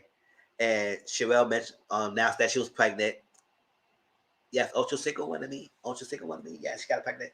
And now they realize, it's like, listen, how's she going to do it? Because now she's trying to bounce back between Miami and Tampa. And how she going to run it? Because they're going to think she going to be competent to run it. I said, all they have to do is have someone who listen, if she was smart, she probably could have given it to Rena who has a broken license. But no, you don't want to do that. So Joanna ended up becoming the second in hand and running that office while she's in Miami. Now, the reason why I said Connie was sneaky, because not only that, Connie was doing a lot of stuff by telling Sherelle a lot of things. And she's talking about the thing. She said something else that it wasn't mentioned that she's this, whatever she was saying. And then she showed us a nice in the house, and then she sat down, she gave her the speech. She said, I know I got it and everything, and I got what I can do, and I can be your second hand man, and all that stuff like that. I want to give you the offer. I said, go ahead. I'm here for you shooting your shot. I'm here for her shooting her shot. But then she got upset when she didn't get the opportunity. And she said, "Oh, tell me why Joanna getting it?" And she said, "You know why? Because Joanna do things. She give listings. She's done this. She's been on the phone. She like, Joanna gives. So I didn't give her because she's my friend. I give her because she steps up and do things without her being asked. So that's what Joanna is doing this." And Connie said, "Okay." I said, "Connie, I wish you would have been on Ann's side that day, right there, right? You would be blind loyalty." So Alexis is upset because Sherelle sat down with Alexis and she basically terminated Alexis. She said, "Listen, I had to let you go because you hadn't been performing. You've been under the firm for 2 years. And every time she been telling Alexis to step up, Alexis giving excuses. She said, I'm not giving excuses. I said, girl, you giving excuses. You say you're a wife or you're an NFL fiance. You kept mentioning your NFL fiance or NFL wife. I said, girl, whatever. So you got a lot of things going on. You got the baby, all that stuff. You was giving a lot of speeches, a lot of excuses, but not performing. And then when you gave that performance to Ben at the house, girl, you was not studying. You was not doing your research. And how will you bomb that freaking viewing for Tanel? And now, Tanel will never want to work with you again. None of the ladies have any faith for you anymore. So now you feel like Sherelle is giving up on you. She giving up on me. She giving up. I said she gave you 2 years. 2 years to get better. And you didn't study, girl. So don't act like, because, sometimes a lot of people do that. A lot of black people feel like because we black, we have to stand by you. No, we don't have to stand by you. You don't. Yes, it's good to support each other. Yes, it's good to uplift each other. Yes, like when me, Auntie Mom, we met each other, we support each other, we good each other, we lift each other, we help each other and everything, we talk to each other and everything. That's how it is. That's how it is. We respect each other's channel, we support each other's channels. That's how you build. That's how you build a community.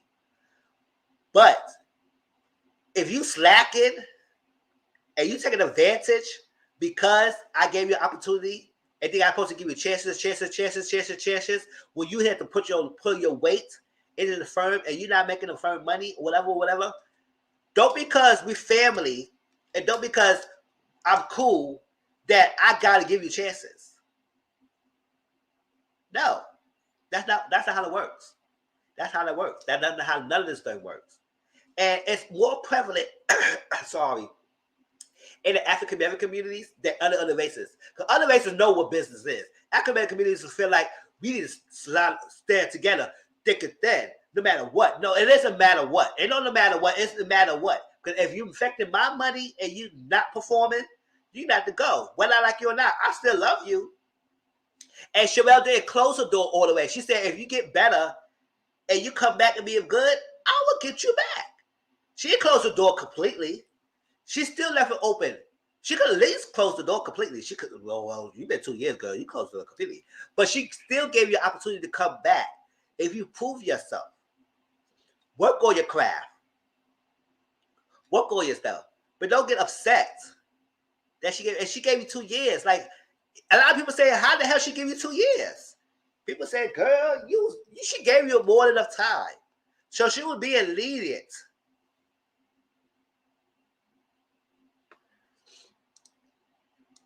Yes. She's been very lenient towards you for doing this. And you do that. And when you do with the Tanel client, doesn't show us that you was performing or you working hard. Yes, I said, well, what has she been doing for the last 2 years?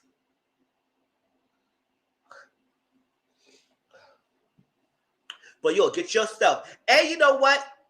I don't know if Sherelle pitched this idea or put Selling Tampa because it was Selling Sunset, so maybe they had Selling Tampa or whatever. But she was a brokerage firm that featured in the show. She gave you the opportunity to be on the show. So don't act like she didn't care for you. Now, you're not doing good for the brokerage firm, but you getting money for this Netflix special in the show. So, girl, don't act like you was not put on. You was put on. But don't think because we are kinfolk that I have to accept anything you're giving me. No.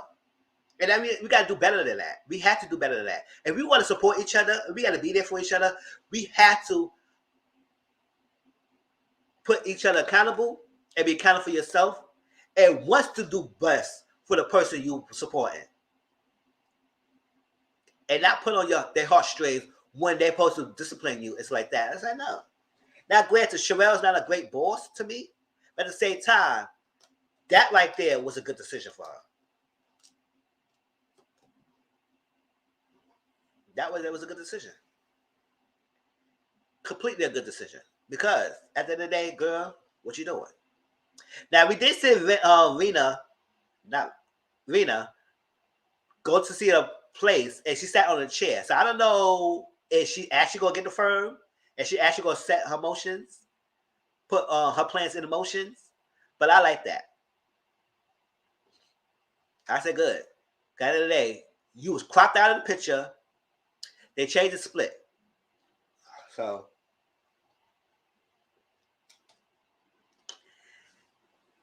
yes. And then, Sherelle's backstory was maybe like a little bit because, her family and her mom house burned down and all that stuff. And she had the kids. Now she had a baby by Ocean Single. And then recently they showed the news that they had the baby. I think it was a baby boy or something like that. Or baby girl. They was kids. They had a baby. And he cut the umbilical because he was there at the hospital and stuff. I said, oh.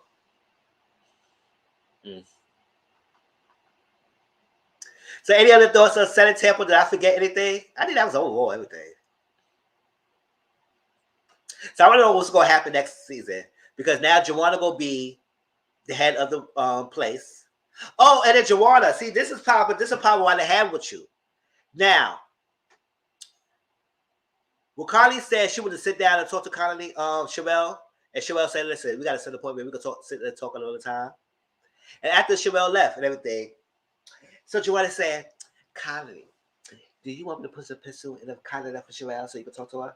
I said, see, this is type of things they don't like you about. You being shady. Nobody asked you to do all it.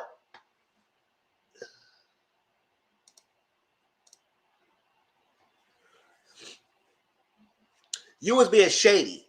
She didn't need you to condescend and say, oh, do I need to put you in the calendar so you can talk to Sherelle? No, she can have Sherelle number herself. She can access Sherelle and she can talk to Sherelle herself, and she don't need to piss you her in the calendar. Girl, you were doing the most. That's exactly why they don't like you like that. The ladies are tolerating you. They tolerate Sherelle's decision, but don't act like they're not here for you like that. At the end of the day, quite as that, Joanna, a lot of these ladies not rocking with you being the second seat. Yeah. So you doing the most, Joanna. You doing the most. So we'll see how that goes. I will see how she gonna run that firm. What Sherelle is doing in Miami, whatever she's doing, or she going back and forth. How that'll happen. I want to know if actually Vinegar actually did get her firm. Yeah, she was definitely doing the most. How Sherelle go balance having a new baby, and back and forth with 2 offices. Because I don't know if she gonna plan to open. I think she said she will plan to open the office in Miami. I don't know. I think she said that, but I'm not sure. No, she again going back and forth being a parenting with Portia Cinco, but she was saying Miami market is good as well. So I don't know. Maybe she will open a law or realty. If she wanted to expand, she did say she would expand. So maybe that would be another opportunity for her. But I want to see what Connie Ann gonna do next season. I don't know if Carla will really step up more than she is. She did a little bit, but we'll see more Carly. I want to see if Alexis did work on herself and if she comes back or not. Tanel, we'll see what Tanel do. And that's that. Sure. At the end of the day, it's room for everyone to eat at the table. So for Sherelle to think that she could be the only one to give these ladies opportunities and they can only go work for her, that she's must be mistaken. And kindly change your mindset, because that blind loyalty go bite you behind in the future. You didn't get your second premiere, right? So you was kissed behind and you didn't get it. So hey, it just shows that she's the boss at the end of the day. And she see what she was doing. But that was said at Tampa, y'all. Do you have anything else about this?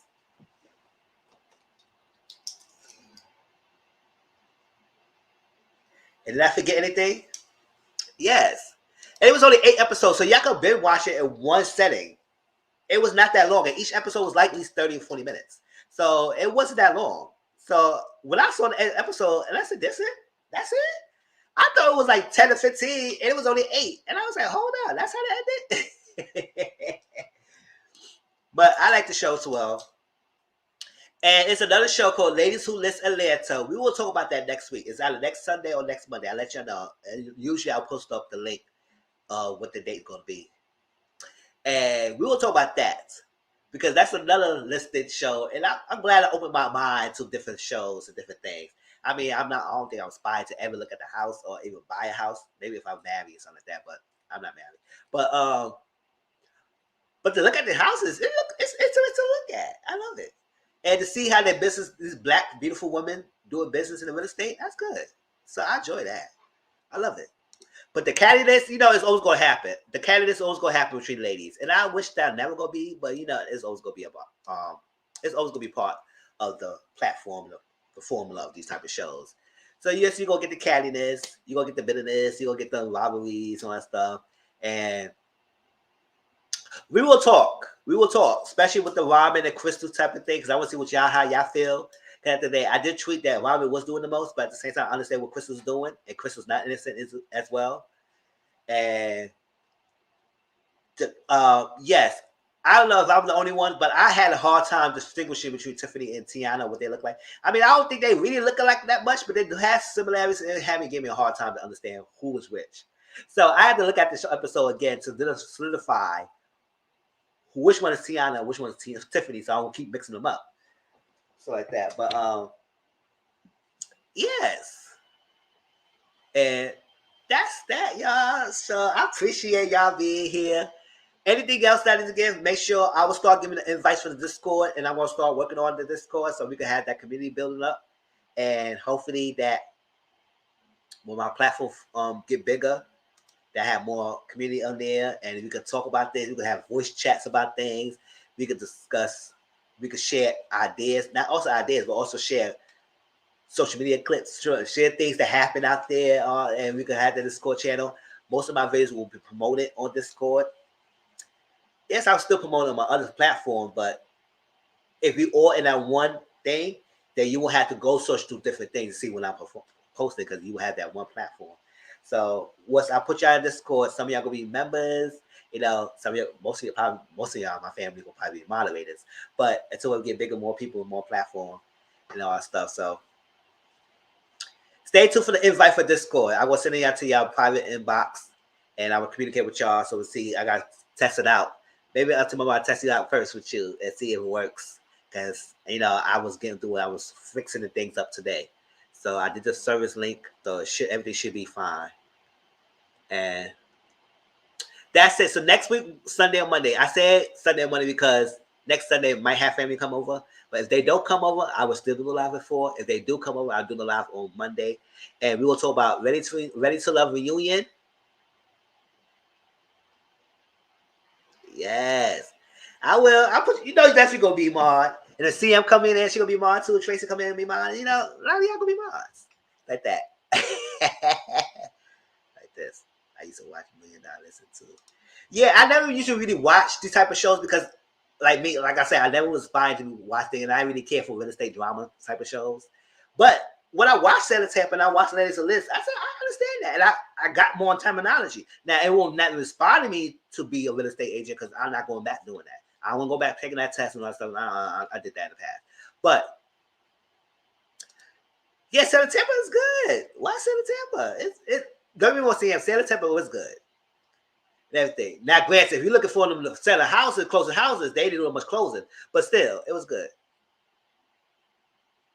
Oh, I'm doing a watch along. Yes, thank you for reminding me. I'm doing a watch along tonight. So after your panel, Auntie Mama, I'm going to do the watch along for Power. Because I'm ready to see it. Because people say it was good. And listen, I want y'all, if y'all see the episode, I don't want y'all to tell me, but Tommy better not be coming out. He needs to stay in that prison for at least 2 episodes. Then I see him coming out. But baby, how that feeling? It looks like they're going to make him out. Yeah, I'm staying in this score for Wesley. Yes, I'm in. Yes. So we're going to do a power watch along tonight after the panel. About to get out of here because we're going to have an hour left because we got to go eat and stuff like that. Get my stuff ready for the panel. And all your series videos. I appreciate y'all following and making that good. It seems like it's a great turnout so far, and I want to continue doing that. I think my next all you series is gonna be about the Jim Jones. We're gonna talk about that in the panel as well, but I want to do my little short clip on that. I do need to be a agent. Yes. Oh shoot. But yes. Give it. Stay tuned for the invites for the Discord, y'all. Stay tuned for next week. Please watch those 4 shows. Like I said, we'll talk about Kings of Napa, Queens, Ready to Love, and I just said it. Ladies Who Listen Atlanta. Yo, those are 4 shows. Please watch it. Kings of Napa premieres on Tuesday on OWN. So watch that. Ladies Who Listen Atlanta already came on this past Friday, and then watch this Friday, so we can talk about the next week, 2 episodes in one. Ready to Love Reunion and Queens. Those 2 episodes that came out. And that's it. The Power Watch Alongs tonight. And I might do 1 or 2 all your series videos this week. Catch my Catfish video as well. And hopefully catch my Drag Race videos. I'm going to do Drag Race just like I did this one. I'm just going to talk about it and just discuss. And see who supports the video or not and everything. And check it out. But yes, y'all, appreciate every one of y'all who came in, who came through. I enjoyed this. I enjoyed myself. As always, I love to talk. And y'all helped me get through the day. So thank you, CM. Thank you, Momo. Yes, Momo channel, we're going to talk about some various things. Some topics she's talking about that I haven't really researched on yet. But I'm talking about it when it's there. The Jim Jones and, people putting private stuff in put things in their privates. I said, y'all doing a lot of gangster stuff. This lady stuck her kid in the freaking trunk. I said, because he got COVID. I said, girl, nurse the kid. I don't know. They might get me aggravated. Shit, they might get me aggravated. Because I read that. I said, what? Yes, thank you. I was about to post it, but thank you for doing it.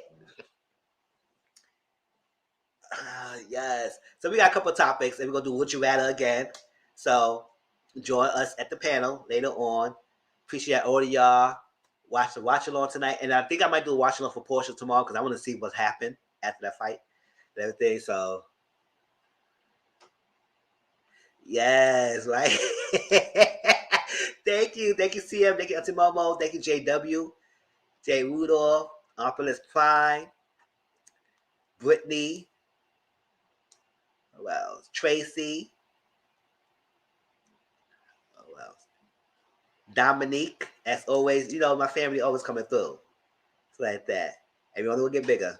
I don't care how long we're going to be small channel, but I would never, like I said, I would never forget the people who started off with me. So we'll get it.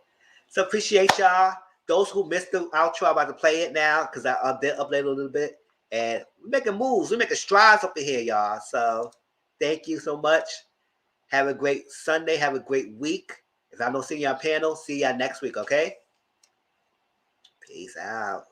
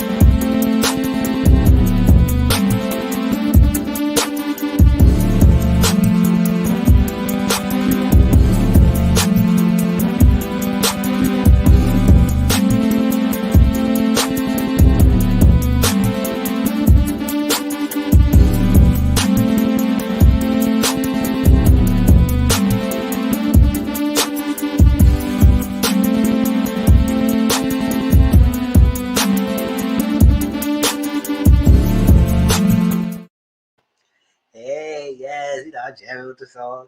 All right, y'all. So get y'all the drinks, get something to eat, and y'all see y'all in an hour. 8:30 Eastern, my time, 7:30 Central. So see y'all in an hour. Peace out.